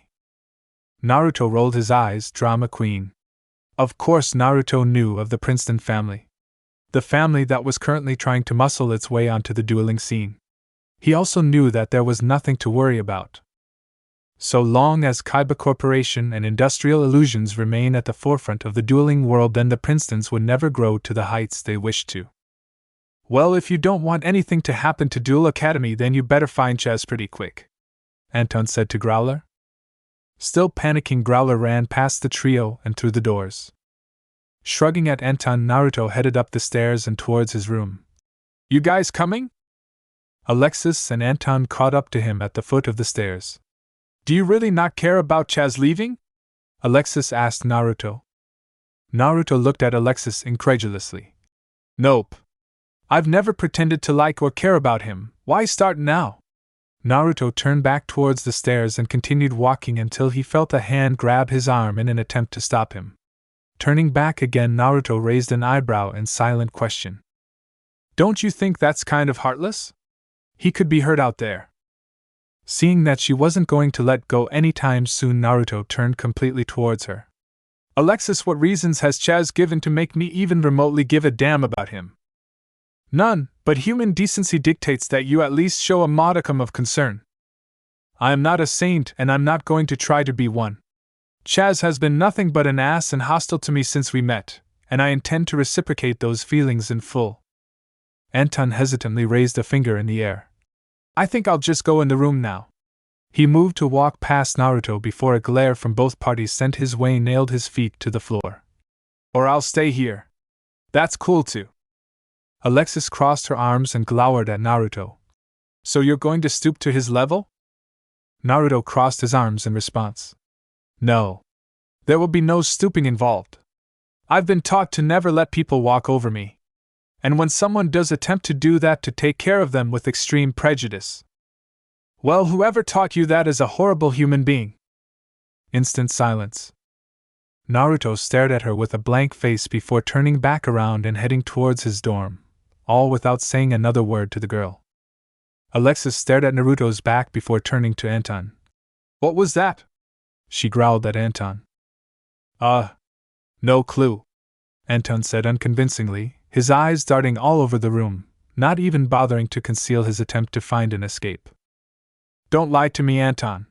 What I just said got to him, and I want to know why. Sighing to himself at the predicament he was now in, Anton ran a hand through his crimson locks. I'm not going to tell you anything he hasn't already told you because it isn't my place to tell. Alexis was ready to pull out her hair in frustration. Whatever secret Naruto is keeping, apparently Anton knows it. Not surprising since they were best friends. Alexis was about to storm out when Anton cleared his throat to catch her attention. You might think that my partner has a black hole for a heart, but that's not true. It's just that the way you were brought up was different from his. Which brings me back to my human decency point. And why are you defending him? He's in the wrong. Anton deadpanned at Alexis. Because he's my best friend. Duh. And you're not exactly in the right either, princess. You insulted someone he looks up to before you even met them. Anton looked down at the watch on his wrist. It's almost time to back up with Jaden and Cyrus. Why don't you go on ahead to the pier while I calm Naruto down? Alexis nodded and headed for the door. Oh, and Alexis? Anton called out to her. Not everyone can be saints. If everyone were kind-hearted and caring, then it wouldn't be such a desirable trait. Naruto's door opened, revealing Anton, who entered the room. Alright, how mad are you? Naruto was sitting on his couch drinking something from a cup. When Anton walked in, Naruto lifted his mouth from the opening of the cup to look at him, noodles hanging from his mouth. Naruto slurped them up and swallowed before answering his question. I'm not mad. Anton walked up to Naruto and took the cup from his hand to closer inspect it. Mobile cup ramen? Naruto snatched the cup back. It's comfort food that never fails to better my mood. It's the reason I'm not mad right now. Just then a ding sounded throughout the room. Naruto jumped over the couch and headed for the kitchen. Opening the microwave, Naruto took out 2 more cups of the stuff. Anton's eyebrow twitched. I'm beginning to think you have a slight addiction. That's because I do have an addiction. Then why is this my first time seeing you eat ramen? At this, Naruto became downcast. Because my shitty parents sent me a limited supply. So if I go overboard and eat it all, guess who won't have any more for the rest of the year? Anton rolled his eyes. First world problems. Grab everything you need and let's go. Everyone else is probably on their way to the pier. Aye, Captain. Naruto finished the ramen he had in his hand, checked for his deck, and grabbed the other 2 cups of ramen before heading out of his dorm, Anton in tow. As they walked out of the obelisk blue dorm, Anton looked sideways at Naruto. So you don't have the slightest bit of irritation towards Alexis for the dig at your father? Naruto shrugged. I was at first, but it was after my 3rd cup of ramen and before you entered my room that I realized something. My dad has kinda done some scummy things and could legitimately be considered a horrible human being. Can't blame her for calling it like she sees it, despite not actually seeing it. Chuckling, Anton shook his head. You don't say. As they continued walking, a thought passed through Anton's head. How many cups of ramen did you go through before I came in? Did you see the trash can? Yeah, it was about 1/3 of the way full of ramen cups. That's because I had to empty the trash can of cups once before you got in. Anton looked at him in bafflement. I followed you into your room after like 5 minutes. There is no way you ate that much in that little time. Then how do you explain these 2 empty ramen cups in my hands? Anton glanced down at Naruto's hands and, lo and behold, both of the cups were empty. How? You've been talking to me and I've been looking at you since we left the dorm. You have much to learn, young Padawan. The pier. Okay, Cyrus, are you ready to get over your little problem? Naruto asked the small slifer. The brunette nodded somberly. Sure. A little problem for a little guy. Sweat drops appeared on the back of everyone's head. Pick your head up, Sai. Show him what you're made of. Jaden shouted to Cyrus. Instead of cheering him up, Jaden's cheering had the opposite effect and depressed Cyrus even more. Oh, he'll know what I'm made of. As he said that, his life point meter rose to 4,000. Naruto shook his head in amazement as his life point meter became 4,000 as well. This kid has some serious problems. Let's duel! They both shouted. You can go first, Cyrus. Cyrus nodded. I draw. I summon to the field Jetrid in face-up defense position and I place 2 cards face down. I end my turn. A red bipedal jet with landing gear for arms and legs appeared onto the field. Jetroid, 1200/1800. I draw and summon Rapid Fire Magician in attack mode, and I equip him with the spell card Bound Wand and Fairy Meteor Crush. The spellcaster this wand is equipped to gains attack points equal to its level times 100. A magician with power robes appeared on the field with orbs of magical energy rotating around him. After the magician was summoned, a wand with a ruby bound to the top of it appeared in its hand. Rapid Fire Magician, 1600 plus 400 equals 2000/1200. And my magician has an ability of his own. Every time I activate a spell card, he inflicts 400 points of damage upon you.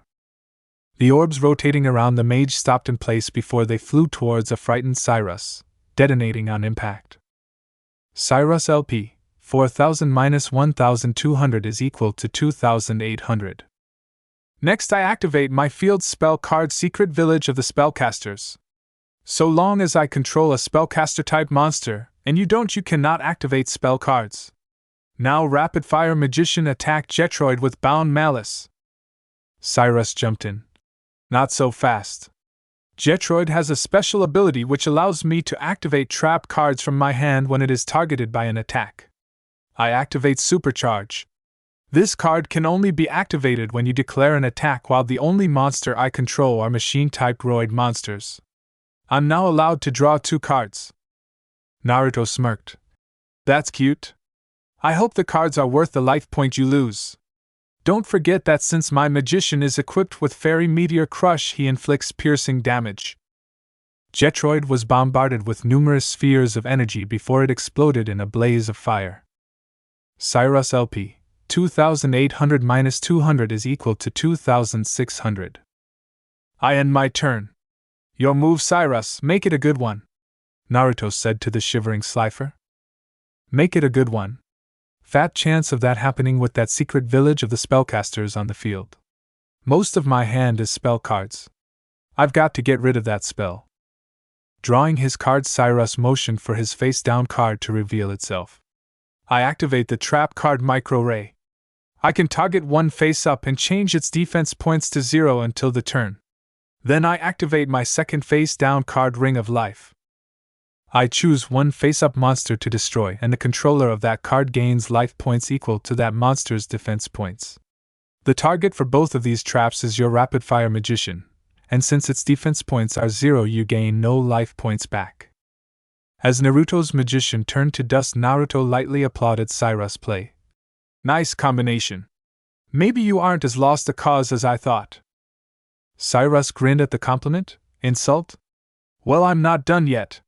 Now that you don't have a spellcaster on the field, your field spell isn't preventing me from using spell cards. So I dash. Let's not get ahead of ourselves now. Naruto cut in before Cyrus could activate a spell card. The bound wand that was equipped to my rapid-fire magician has a secondary effect. If the equipped monster is destroyed by your opponent's card and sent to the graveyard, I can special summon that monster back to the field.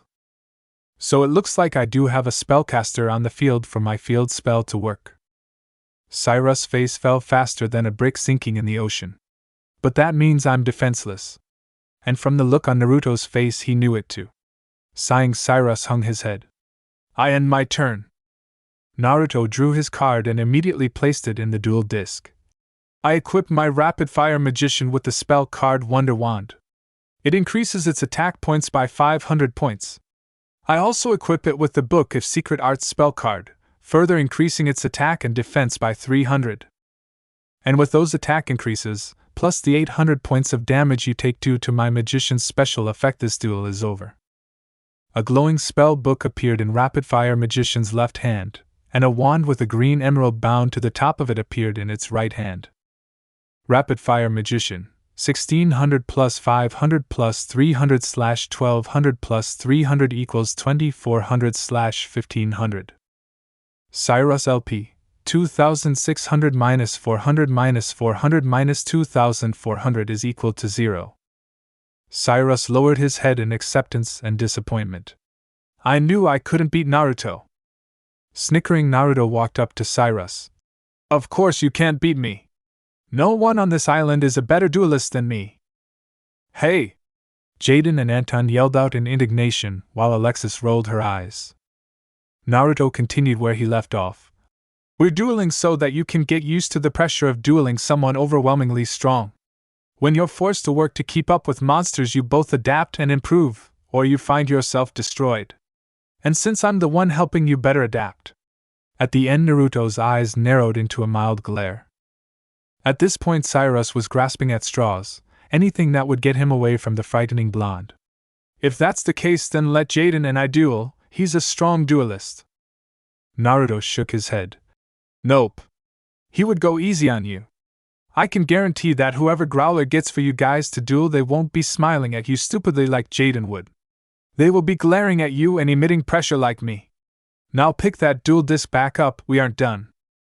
Huh! Cyrus squeaked out. I already lost the duel. Naruto laughed softly at that. Silly little Slifer.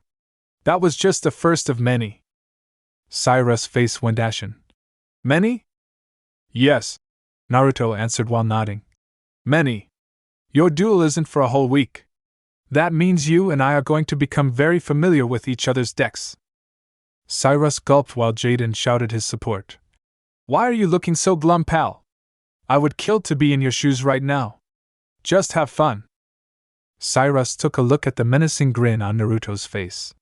Fun, huh? Somehow I doubt that will happen. Clearing in the foreset 4 days later. 4 days later, and Naruto felt like pulling out his hair by the roots. They had made absolutely no progress. Jaden and Alexis were off to the side playing some random card game that had nothing to do with duel monsters, while Anton got the hint 2 days ago that he should find a better way to spend his free time and hasn't been with groups since. Cyrus LP 700. Naruto LP 3250. Come on, Cyrus, I'm about to fall asleep over here. Start your turn already.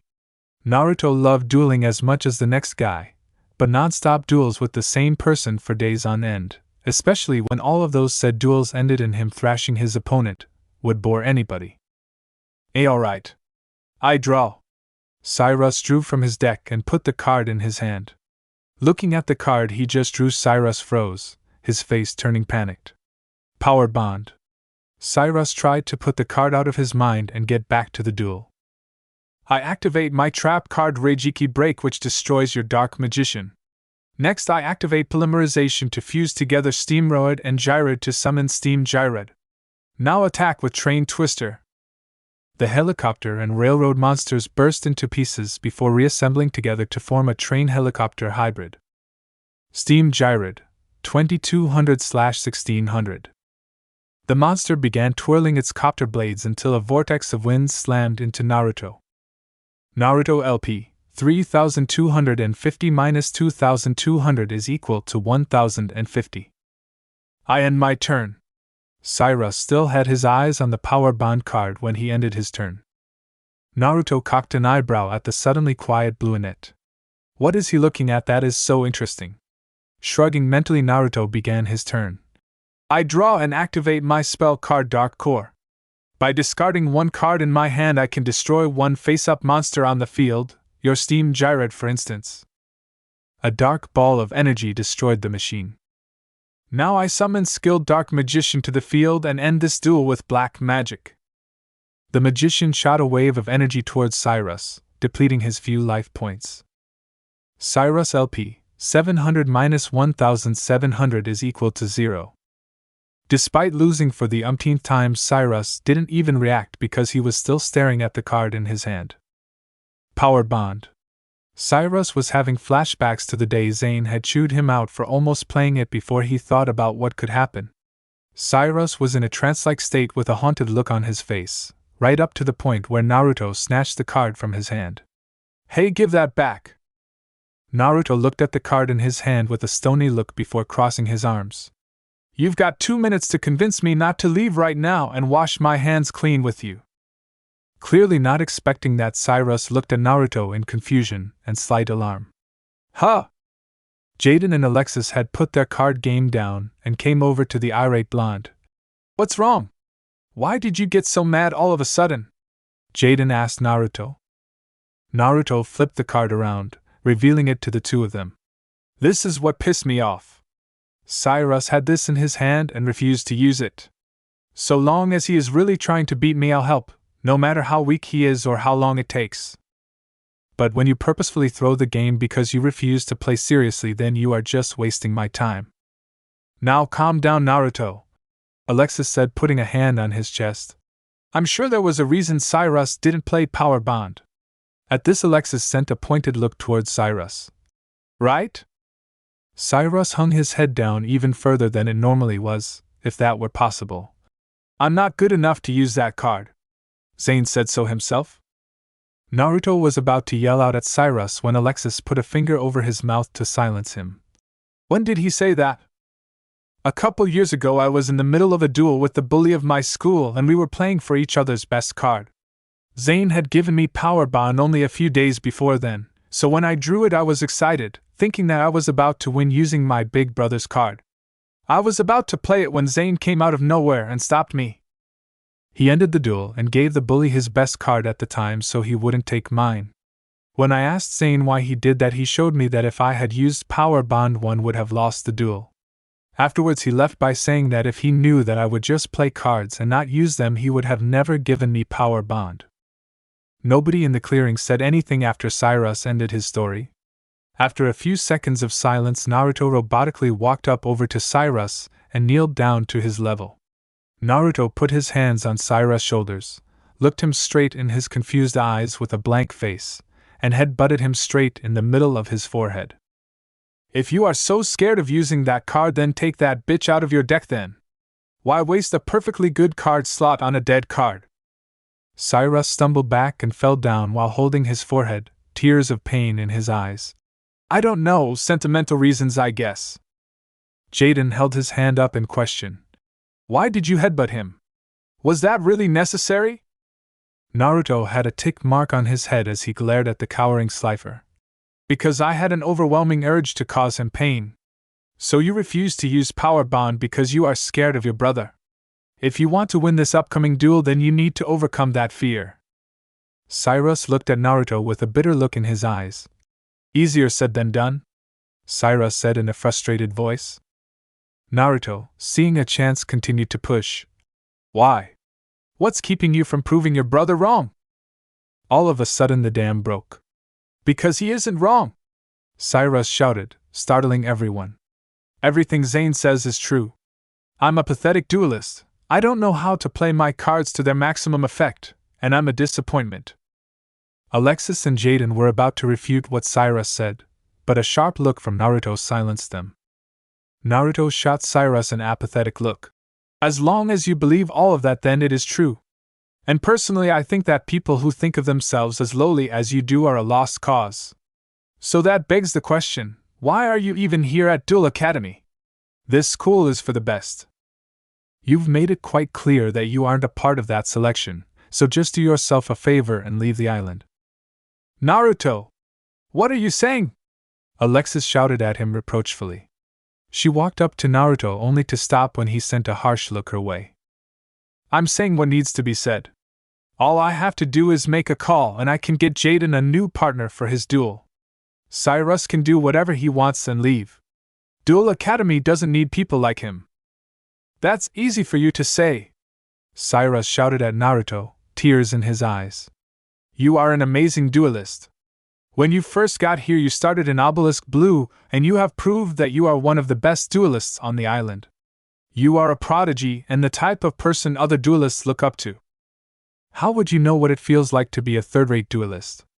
The least talented of the bunch? A disappointment?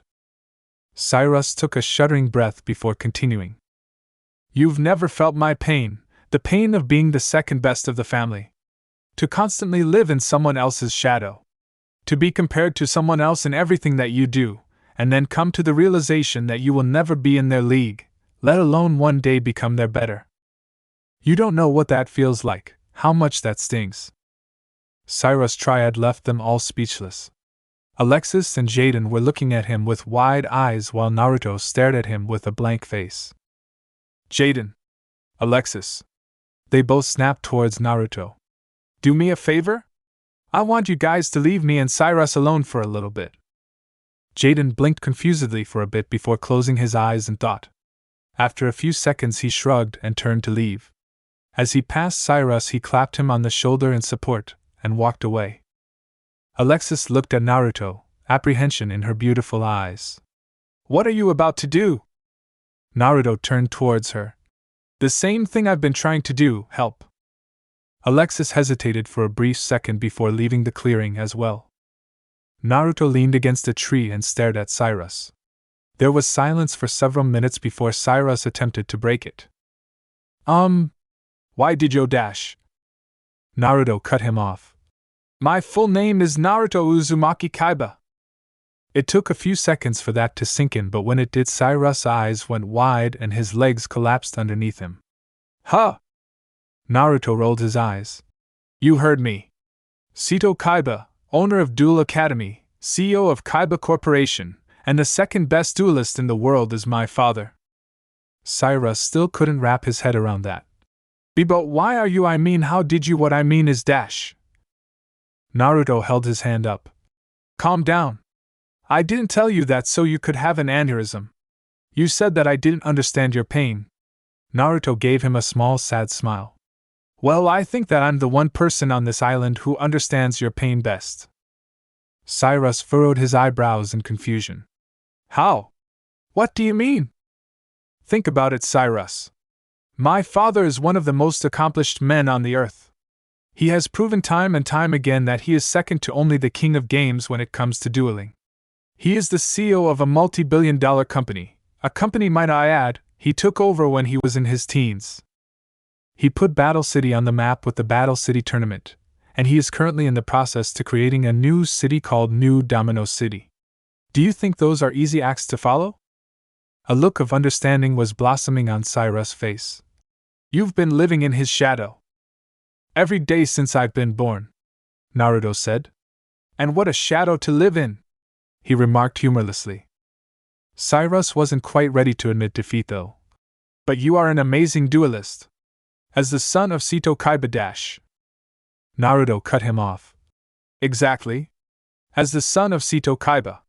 You've just found out, and already you have this conceived image in your head that I must be spectacular because of my father. But I knew you were a good duelist before I knew who your father was. But you didn't expect it. When you first meet people, you don't expect them to be amazing duelists. But when people see me, they don't see Naruto, they see Seto Kaiba's son. And they expect me to be as great as, or even greater than my father. Cyrus was confused. But aren't you succeeding? I mean, you are one of the best duelists I've ever seen.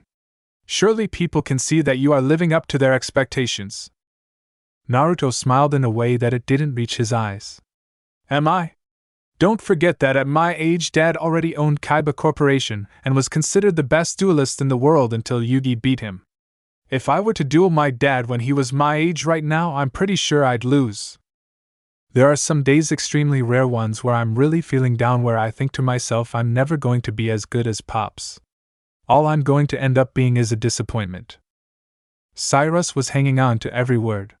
Barely whispering, he asked Naruto the question he needed the answer to more than anything. How did you get over it? Naruto looked Cyrus straight in the eyes. I haven't, not yet anyway. But, Naruto said, seeing Cyrus hang his head, I did have an epiphany.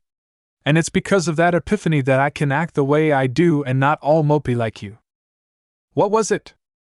Naruto smirked. I realized that I am my own person, and that I shouldn't live my entire life in fear that I may, or may not live up to the expectations thrust upon me. Will I one day become my old man's equal or better? Will you one day prove Zane wrong? Neither one of us has the answers to those questions. All I know is that I swore that one day I would beat my father and become my own man. Naruto's gaze traveled down to the second deck case that was strapped to his left leg. And when I do, I'll be ready to accept my inheritance. Naruto turned towards an awestruck Cyrus. I don't know if you can beat Zane, but I do know that there is no such thing as a 100% chance to lose if you truly believe that you can win. If you really want to get from underneath Zane's shadow, then reach for that dream with everything that you have and take hold of it. Agreed? Naruto asked, holding out his hand for Cyrus to shake. Cyrus looked choked up as he tried to speak. Eventually he just nodded and grabbed his hand. You're the first and only person who hasn't told me that it's impossible for me to reach Zane.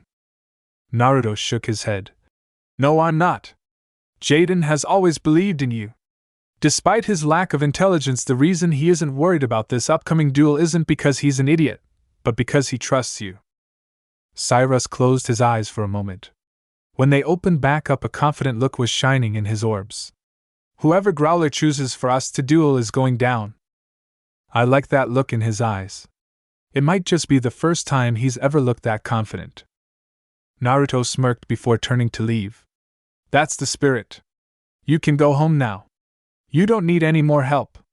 For the next 2 days, instead of you and me dueling, it's going to be you and Jaden versus Anton, and I, so you guys can get the feel of tag dueling. Cyrus nodded. Thanks for helping me, and for telling me your secret. Naruto waved his hand in a dismissive manner. Don't mention it.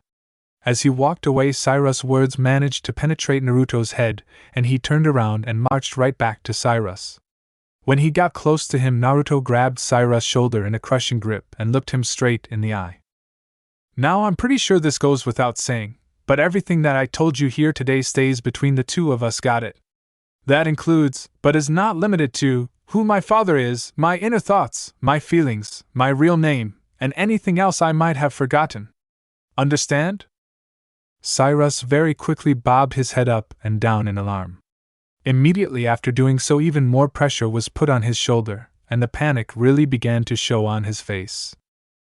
And most importantly, if you tell anyone that I took time out of my schedule to help you by pouring out my heart and soul to you, then getting kicked out of Duel Academy will be the least of your worries.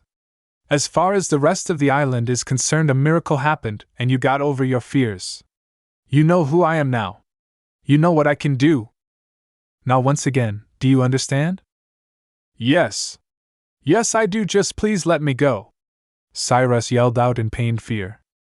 Naruto released his shoulder and left for the obelisk dorms. Good. See you tomorrow. And walked off. Sairas just looked in the direction he left in and shook his head. I totally don't understand him. And left for the Slifer Red dorms to start strategizing with Jaden. Day of the tag duel. So you decided that telling Sairas your secret was the best course of action? Anton asked Naruto as they made their way towards the arena to watch Jaden and Sairas duel. You sure that was a good idea? Naruto shrugged. I saw a chance to nip his problem in the bud and I took it. I made it very clear that he wasn't to share my secret. And how are you so certain he'll listen? Naruto smiled mysteriously. I'm pretty convincing. And even if he does blab, so what? Worst case scenario, everyone begins to worship the ground I stand on or becomes intimidated by me. A minor inconvenience at best. Big whoop. Anton rolled his eyes. People are already intimidated by you. Blinking as he did not expect that, Naruto turned towards Anton, glare on his face. How? What part of this face is intimidating? Anton's eyes darted from the piercing glare in Naruto's eyes to the snarl that was threatening to erupt on his face. I have no clue. Anton drawled out in a sarcastic tone. Getting the hint, Naruto leaned out of Anton's space and smoothed back his wild hair as if it were messed up in his haste to get answers. Okay, I admit I may be a little aggressive. Naruto ignored Anton's muttering of little. But what have I done to make myself feared by the masses? Just a combination of things. Since you are an obelisk, the Ras and Slifers are intimidated on principle. Even some obelisks are wary of you because you beat Chaz. Naruto preened. Damn straight. They better be wary. Anton sighed tiredly. I thought you were insulted that people were scared of you for no reason. Fear that stems from my dueling skill is a justified fear. All that means is that they respect me, and I can get behind that. Christ, it's like talking to a child who has selective hearing. Anton thought to himself. I said people are scared of you for several reasons, not just that one. Pausing in his inner celebration, Naruto turned back towards Anton. Enlighten me then, Killjoy. You have an abrasive personality towards most strangers who don't have a vagina. People are wary of you because you are a mystery, and you are kind of a dick. Naruto shot Anton a deadpan look. No, tell me how you really feel. Anton held his hands up. Don't shoot the messenger. Rolling his eyes, Naruto entered the auditorium with Anton. As they were walking, they ran into their favorite male, or a yellow Bastion. Yo, Brainiac, what's up? An amused Bastion sent a friendly wave to the fellow freshman. I'd imagine I'm up to the same thing you are, looking for our resident Slifer duo. We were actually on our way to the seats. Why are you looking for them? Worried they may lose? Naruto questioned the genius. Can you hardly blame me? Bastion asked dryly. So long as Sairas is Jaden's partner, their chances of winning are astronomically low, especially with who Growler managed to get to be their opponents. That caught the duo's attention. You know who our boys are dueling? Who are they? Rumor has it that Growler got the Paradox brothers. Bastion answered gravely. Anton and Naruto sucked in air through their teeth. Damn, they said at the same time. Growler really isn't pulling any punches, is he? Naruto asked rhetorically. Anton bit the tip of his thumb. This isn't good. We weren't expecting them to duel a team this good. The Paradox brothers almost beat the king of games once. At one point in time before they retired, they were the #1 tag team in the world. Do you understand where my worries come from now? Bastion asked the obelisks. Well, at this point it doesn't matter. We've done all we can do. The only thing left is let them do their thing. Now come on, let's go to our seats. Alexis is probably waiting on us. With that, the three boys left for the arena stands. After searching the crowds of students for a few minutes, it was Anton who spotted the blonde girl sitting near the top. They quickly made their way towards her and situated themselves in the open seats. Naruto sat in the seat next to Alexis and directed her attention to the RA. I don't know if you two know each other, but Alexis, meet Bastion. Alexis stretched out her hand for Bastion to shake. It's nice to meet you. Grabbing her hand and giving it a light shake, Bastion replied. Likewise. He swiveled his head to the arena floor where Jaden and Cyrus were slowly coming from underneath the arena. I only wish it were under better circumstances. At that, Alexis' mood turned somber. I'm sure they will be fine, right, Naruto? You did fix Cyrus' problem, right? Naruto steadily looked forward. Pretty much. Cyrus' attitude problem is gone. Now whatever happens is up to the two of them. Alexis let out a heavy sigh. You could have just said yes, they will be fine, if for no other reason than to help reassure me. Before I reassure anybody, I need to be certain of their win myself. And after learning that they have to duel the Paradox brothers, well, I'm about as far from certain as you can be. Alexis' eyes went wide. The who? Naruto's eyes were drawn to two men back flipping their way to the middle of the arena. One wearing orange robes, and the other wearing green robes, both having a Chinese symbol etched onto their heads. Them. Naruto pointed out.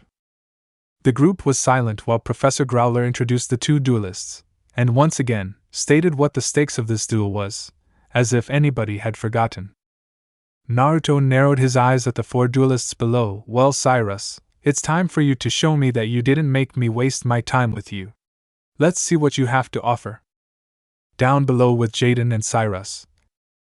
Does everyone understand the rules? Growler asked, voice dancing with glee.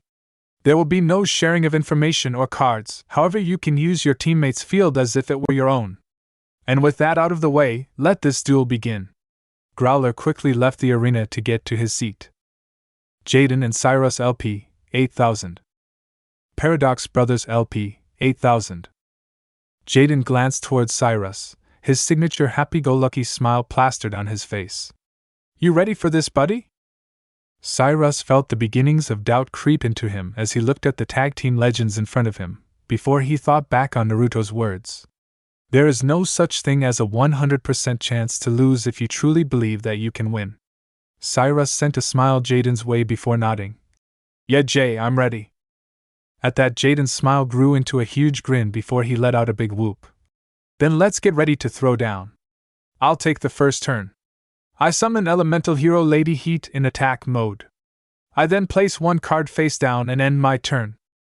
A female hero clad in orange and red armor and bathed in flames appeared onto the field. Elemental Hero Lady Heat, 1300/1000. And I've got a surprise for you, Paradox Brothers. My Lady Hero has a special ability. At the end of my turn, for every face-up elemental hero that's on the field, you take 200 points of damage. A stream of flame flew from the hero and blasted the brothers in the face. Paradox Brothers LP, 8,000-200 is equal to 7,800. A thought came to Jaden's head. Quick question, which one of you is Para and which is Dox? You guys never said? The one in the orange robe drew a card and scowled. I am Para, you fool, you should have learned that in school. Jaden scratched the back of his head as he laughed. Sorry, I must have been asleep when we went over you guys.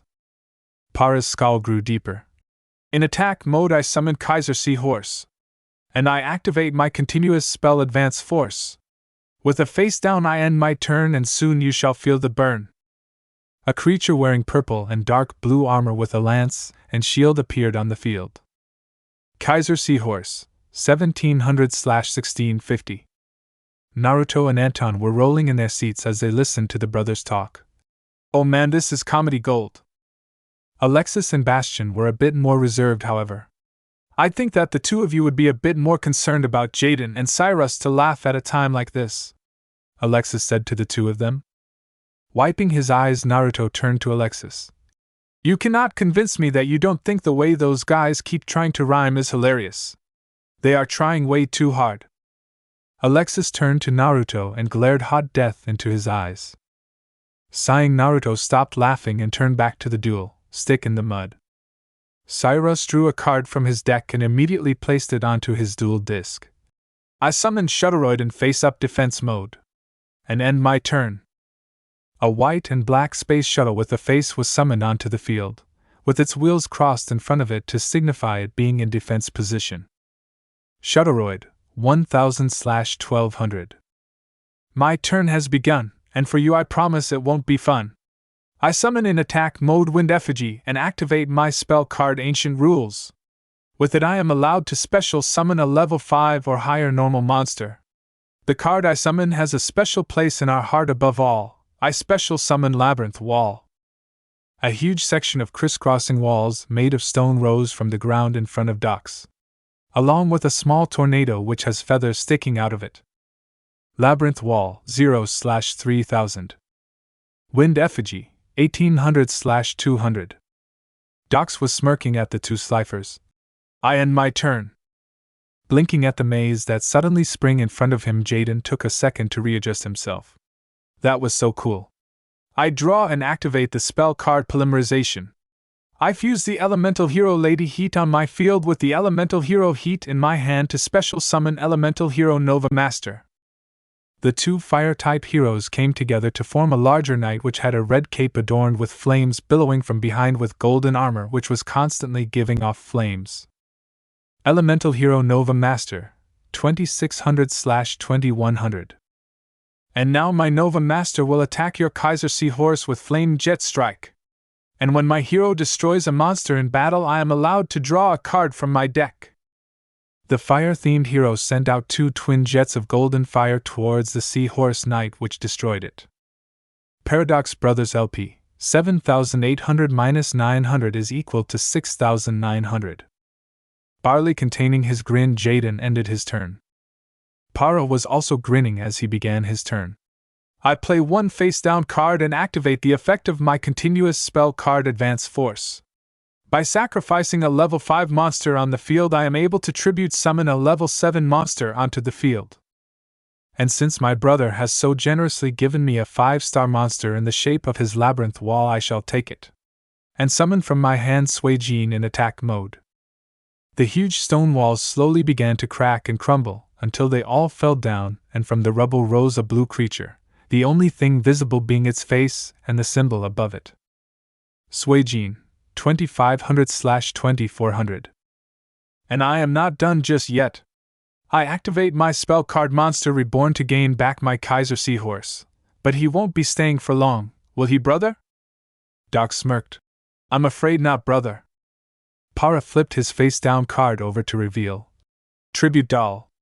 I can tribute one card on my field and special summon another level 7 monster from my hand or deck. And it just so happens that I have just a creature in my deck. Say hello to Sanga of the Thunder.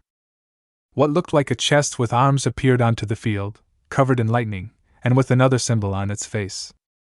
Sanga of the Thunder, 2600/2200. Para smirked at the look on the students' faces. Now my monsters attack that pathetic shuttle together. Jaden jumped in. Not so fast, I activate my trap card Hero Barrier. So long as I have an elemental hero on the field, I can prevent one attack. Well, you may have prevented Suijin's attack, but Sanga of the Thunder is still going strong. And for that my Shutteroid's special ability activates. When it is targeted for an attack, I can banish it temporarily from the field, Cyrus said before the attack connected. Para smirked. So instead of your monster being destroyed, you lose a large chunk of your life points. I'm okay with this trade. Jaden and Cyrus LP, 8000-2600 is equal to 5400. Cyrus smiled mischievously.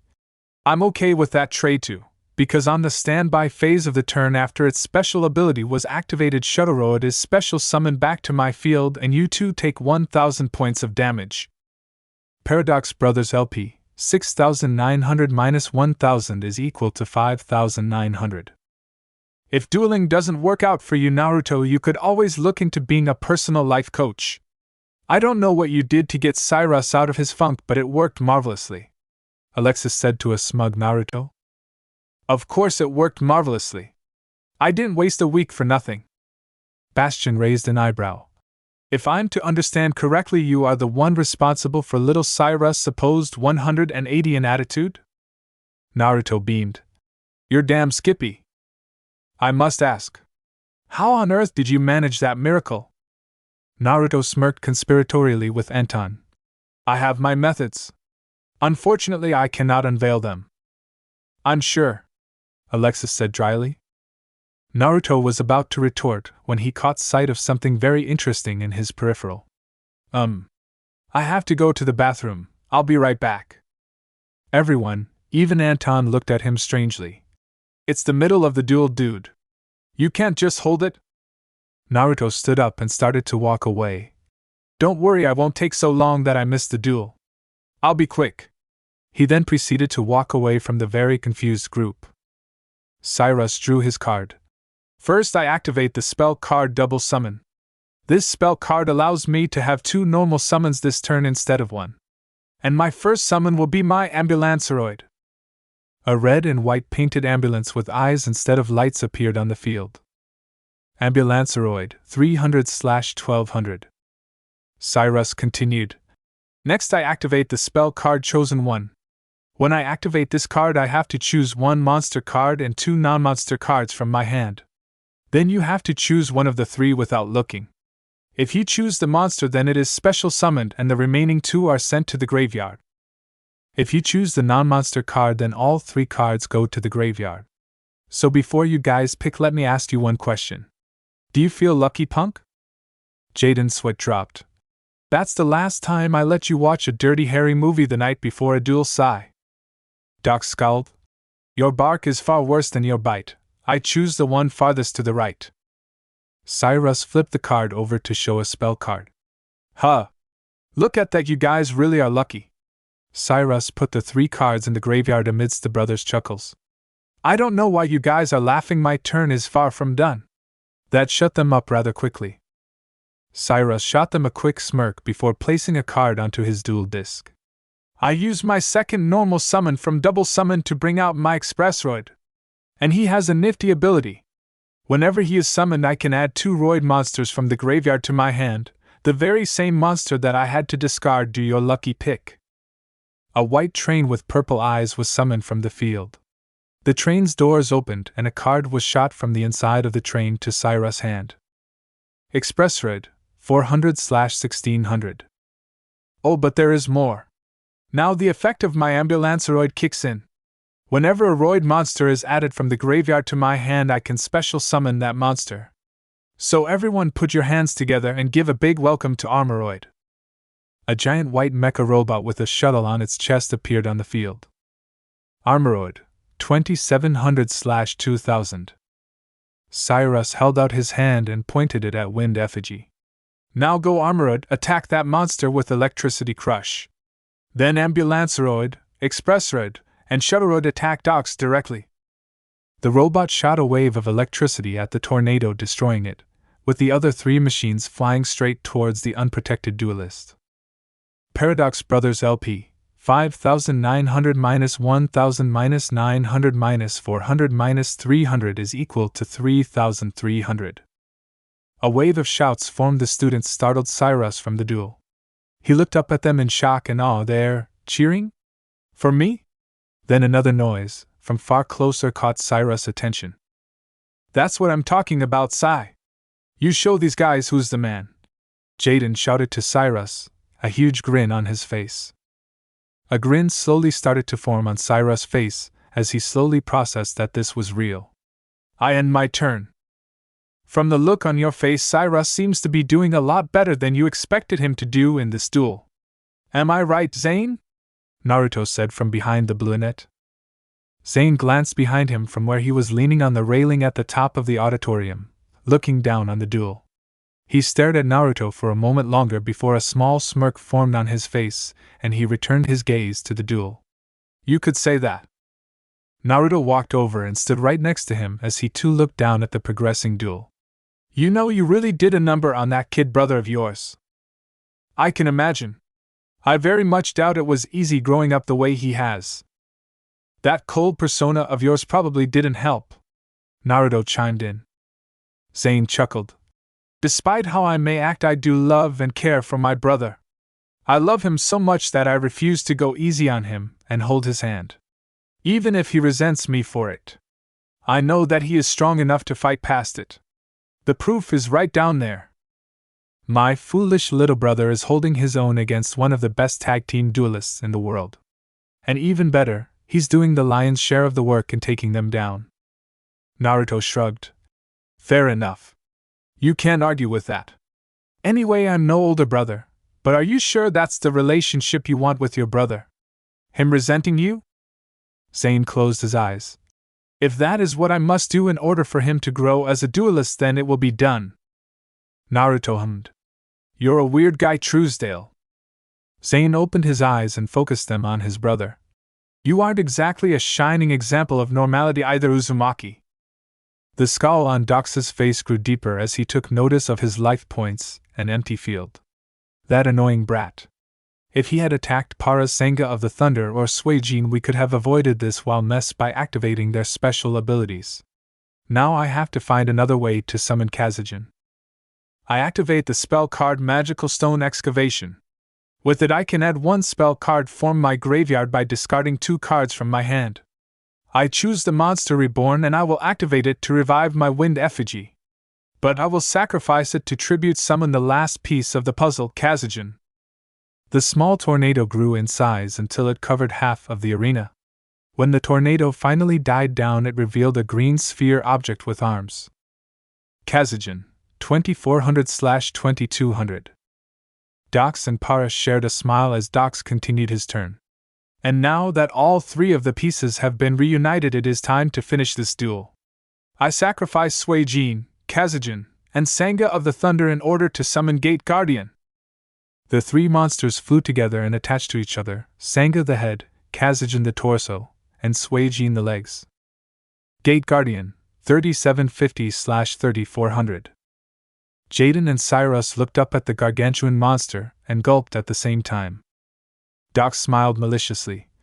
Now, our guardian, destroy that toy car ambulanceroid with tidal surge attack. A blast of electrified water and wind smashed against the ambulance and ripped it apart. Jaden and Cyrus LP, 5400 minus 3450 is equal to 1950. I end my turn. Hey, Cy. Jaden called out to a worried-looking Cyrus. Stop looking so glum. We're not out of this duel just yet. You got us most of the way around the bases. Now just trust your partner to bring it on home. Jaden finished while pointing to himself. A smile stretched on Cyrus' face. You got it, Jay. Wicked! It's time to finish this duel. I draw and activate the spell card H Heated Heart, which increases the attack of my monster by 500. Then I activate the field spell card Skyscraper. Elemental Hero Nova Master, 2600 plus 500 equals 3100/2100. A mass of buildings and towers erupted all around the 4 duelists. Para mocked Jaden. What are you doing? Even with all of these towers, your monster's attack points still aren't higher than ours. Jaden shared a smirk with Cyrus. Just be patient, we'll get back to my skyscraper in a minute. But first, I summon to the field Elemental Hero Captain Gold in attack mode. And I equip him with the spell Legendary Sword, which increases his attack and defense by 300. A Mad in all gold armor and a red cape was summoned onto the field and jumped onto the top of one of the surrounding towers. Elemental Hero Captain Gold, 2100 plus 300/800 plus 300 equals 2400/1100. Now Elemental Hero Nova Master attack Gate Guardian with Flame Jet Strike! Jaden shouted out. Fool! Para shouted. Your brain must be broken, or did you not hear the last words I have spoken? Nah, I heard them all right, Jaden said with a half grin. I just figured now would be a good time to tell you guys just what exactly Skyscraper does. What Skyscraper does is increase the attack points of my elemental heroes by 1000 if their original attack points are less than the monster it's attacking. And since your Gate Guardian has more attack points, my Nova Master gets an extra 1000 attack points. Just enough to take out that pesky Guardian. What? Para and Dox shouted at once. Elemental Hero Nova Master, 3100 plus 1000 equals 4100/2100. 2 funnels of fire came out of the hero's hands and slammed into the huge monster, shattering it into pieces. And for the cherry on top, my elemental hero Captain Gold wants a piece of that action as well. Go with Shimmering Gold Rush! The golden hero shone with bright light before rushing through Para in a blaze of light. Paradox Brother LP, 3300 minus 350 minus 2400 is equal to 550. Para and Dox both sent glowering looks towards Jaden before they grew haughty again. You might have defeated our Gate Guardian, but he was just the appetizer. There is an even greater guardian than him, and he will destroy you. Jaden snickered. Well, that even greater guardian of yours is just gonna have to wait until the next duel. What? Dox asked, confused. What nonsense are you spouting now? I wasn't just trying to pick Cyrus up when I said I'd bring this duel home for us. I'm finishing this duel right now. I activate the spell card Diffusion to separate my elemental hero Nova Master back into elemental hero Heat and Lady Heat. And just in case you forgot, my Lady Heat has a special power. A power to deal 200 direct points of damage to you for each elemental hero on the field during my end phase. I'm not the best at math, but I know that I've got enough heroes to end this duel. The Paradox Brother both widened their eyes at this. This cannot be. Jaden let loose a big smile. Oh, it'd be alright. It'd be 600 points of direct damage to your face, that is. I end my turn in this duel. Elemental hero Lady Heat gathered flames in her hands and shot 3 balls of fire towards the Paradox Brothers. Paradox Brother LP, 550 minus 600 is equal to 0. The crowd cheered as the holograms disappeared and Jaden and Cyrus rushed to give each high fives. We get to stay at the academy! Cyrus yelled out in excitement. Jaden simply laughed. Was there ever any doubt? The two of us are too awesome to go out like that. Chancellor Shepard walked up to the 2 celebrating Slifers with a smile on his face and his hands behind his back. Congratulations, you two. Normally Professor Growler would be the one giving the congratulations, but he seems to be too choked up to talk.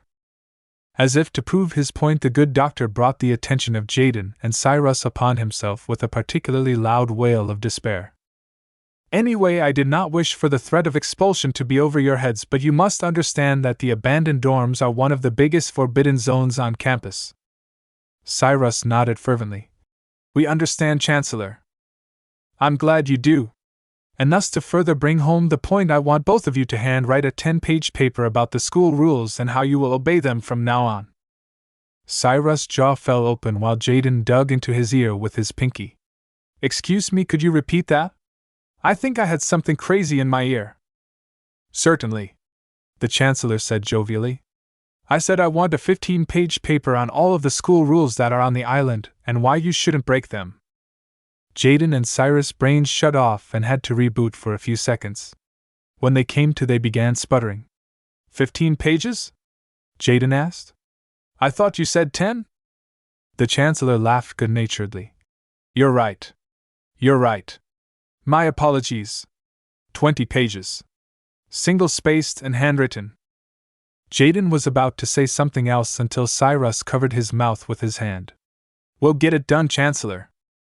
Shepard nodded. Smart man. I expect it on my desk in 1 week. And with that he walked off, stopping briefly to pat a weeping Growler on the back, and continued on his way. Jaden and Cyrus just stood there, frozen. The future of hand cramps, late nights, and migraines nailing their feet to the floor as all of the students left the auditorium. Only after everyone had left, and it was only the 2 of them in the arena, did Jaden break the silence. I've never written more than half a page in my entire life. Anton, Bastian, and Alexis had left the building as soon as the Chancellor had given out his extra punishment to the two Slifers. Are you sure we shouldn't give them our congratulations for winning the match? Despite all odds? Bastian asked. Anton snorted. After that 20-page bombshell that was dropped on them, I think they would have preferred getting kicked out. Shaking his head in amusement. Honestly, I haven't a clue what is so horrifying about their punishment. If anything, 20 pages is a small amount. Maybe to you, Alexis said, but to the two lowest scorers on the island that's practically a death sentence. Alexis looked back towards the arena. Where is Naruto? He said that he would be right back and he never showed back up. Ah. You do care. A voice from in front of Alexis drawled out. She turned around to see the mentioned blonde leaning on a tree, looking as if he were waiting on them. Where did you go? You missed the end of the duel, Anton asked before Alexis could throw out a scathing retort. Nowhere in particular. Just the bathroom. And I didn't miss the duel. I was too preoccupied watching it to walk back to my seat. Naruto joined the group and walked beside Bastian. I've been thinking. Cyrus and Jaden owe me a life debt since I helped them win this duel. How should I cash it in? Alexis snorted in derision. How satanic of you. What's next, blood debts? Naruto smiled mysteriously. That depends. Are you offering? Alexis noticeably looked him up and down before smirking. No thanks. I prefer my devils with more power and class and less, whatever it is you are. Anton howled with laughter while Naruto let out a good-natured chuckle. As the group continued talking, Naruto's mind drifted to a conversation he had very recently. Flashback a few minutes ago. Naruto and Zane were watching Jaden and Cyrus celebrate their victory when they both caught each other's eyes and initiated a stare down. The tension was thick and rising when Zane stood up straight and pulled out his PDA. Uzumaki. In exactly 2 months it will be the annual Duel School Games. Normally it would be between just Duel Academy and North Academy, however East, West, and South Academy have also shown interest in joining the games. Duel Academy has won ever since these games have been implemented. This year the competition will be unusually fierce and strong duelists will be coming. Naruto raised an eyebrow. Why are you telling me this? Because I want you to enter. Or to be more precise, I want you to win. Zane had the same intense look in his eyes as when his last duel with Naruto ended prematurely. I'm the top duelist on the island, and as such no teacher will grant you a chance at a sanctioned duel with me unless you prove yourself worthy of it. Naruto had an annoyed look in his eyes. Why do I have to chase you and prove myself as if you are better than me? I can tell just by looking in your eyes that you want this duel just as badly as I do. That might be the case, but rules are rules. Zane looked down at his PDA and showed what he was looking at to Naruto. These are the class rankings. As you can see, I am at the top and you are ranked dash 193? What the hell? Naruto was livid. Why is it so low? Zane shrugged. Aside from your one duel with Chaz, how many sanctioned duels have you had?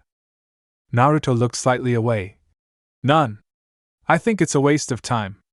If you want to duel someone, then just go up to them and duel them. Well, those waste of time sanctioned duels is how the academy ranks all of its students. You are only allowed to challenge someone who is 15 ranks above or below you.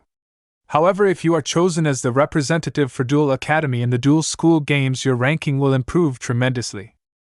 The sooner your ranking improves, the sooner we will have our duel. Naruto scoffed, but was interested. How will they choose the representative? Zane shook his head. I don't know. Normally I'm chosen, however all of the academies have decided that they want to showcase their new talented blood. Only freshmen will be chosen as the representatives for the schools. I'm sure the Chancellor will figure out how he will decide in due time. In the meantime, try to improve your ranking, Uzumaki. I'd prefer to have our duel sooner rather than later. And with that, the tall brunette left the blonde to his thoughts. End flashback. TCH. Fine, Zane, have it your way. When I get my ranking up and beat this stupid competition, you won't have any reason to deny my challenge. A sharp grin found its way onto Naruto's face, And when we do have our duel, I'll make sure I strip that title of best from you. Chapter end. Tired of watching censored fanfics? Would you like to watch some very naughty, filled with the lemons fanfics without any censorship? I'm happy to announce that I opened Patreon page for you guys, where you could watch Naruto/Deku, 18+ stories without any censoring. Not only that, you can also see the NSFW images of characters of the fics on my Patreon, which I make by myself. So buy your preferred tier and join our community now. Link is in the description.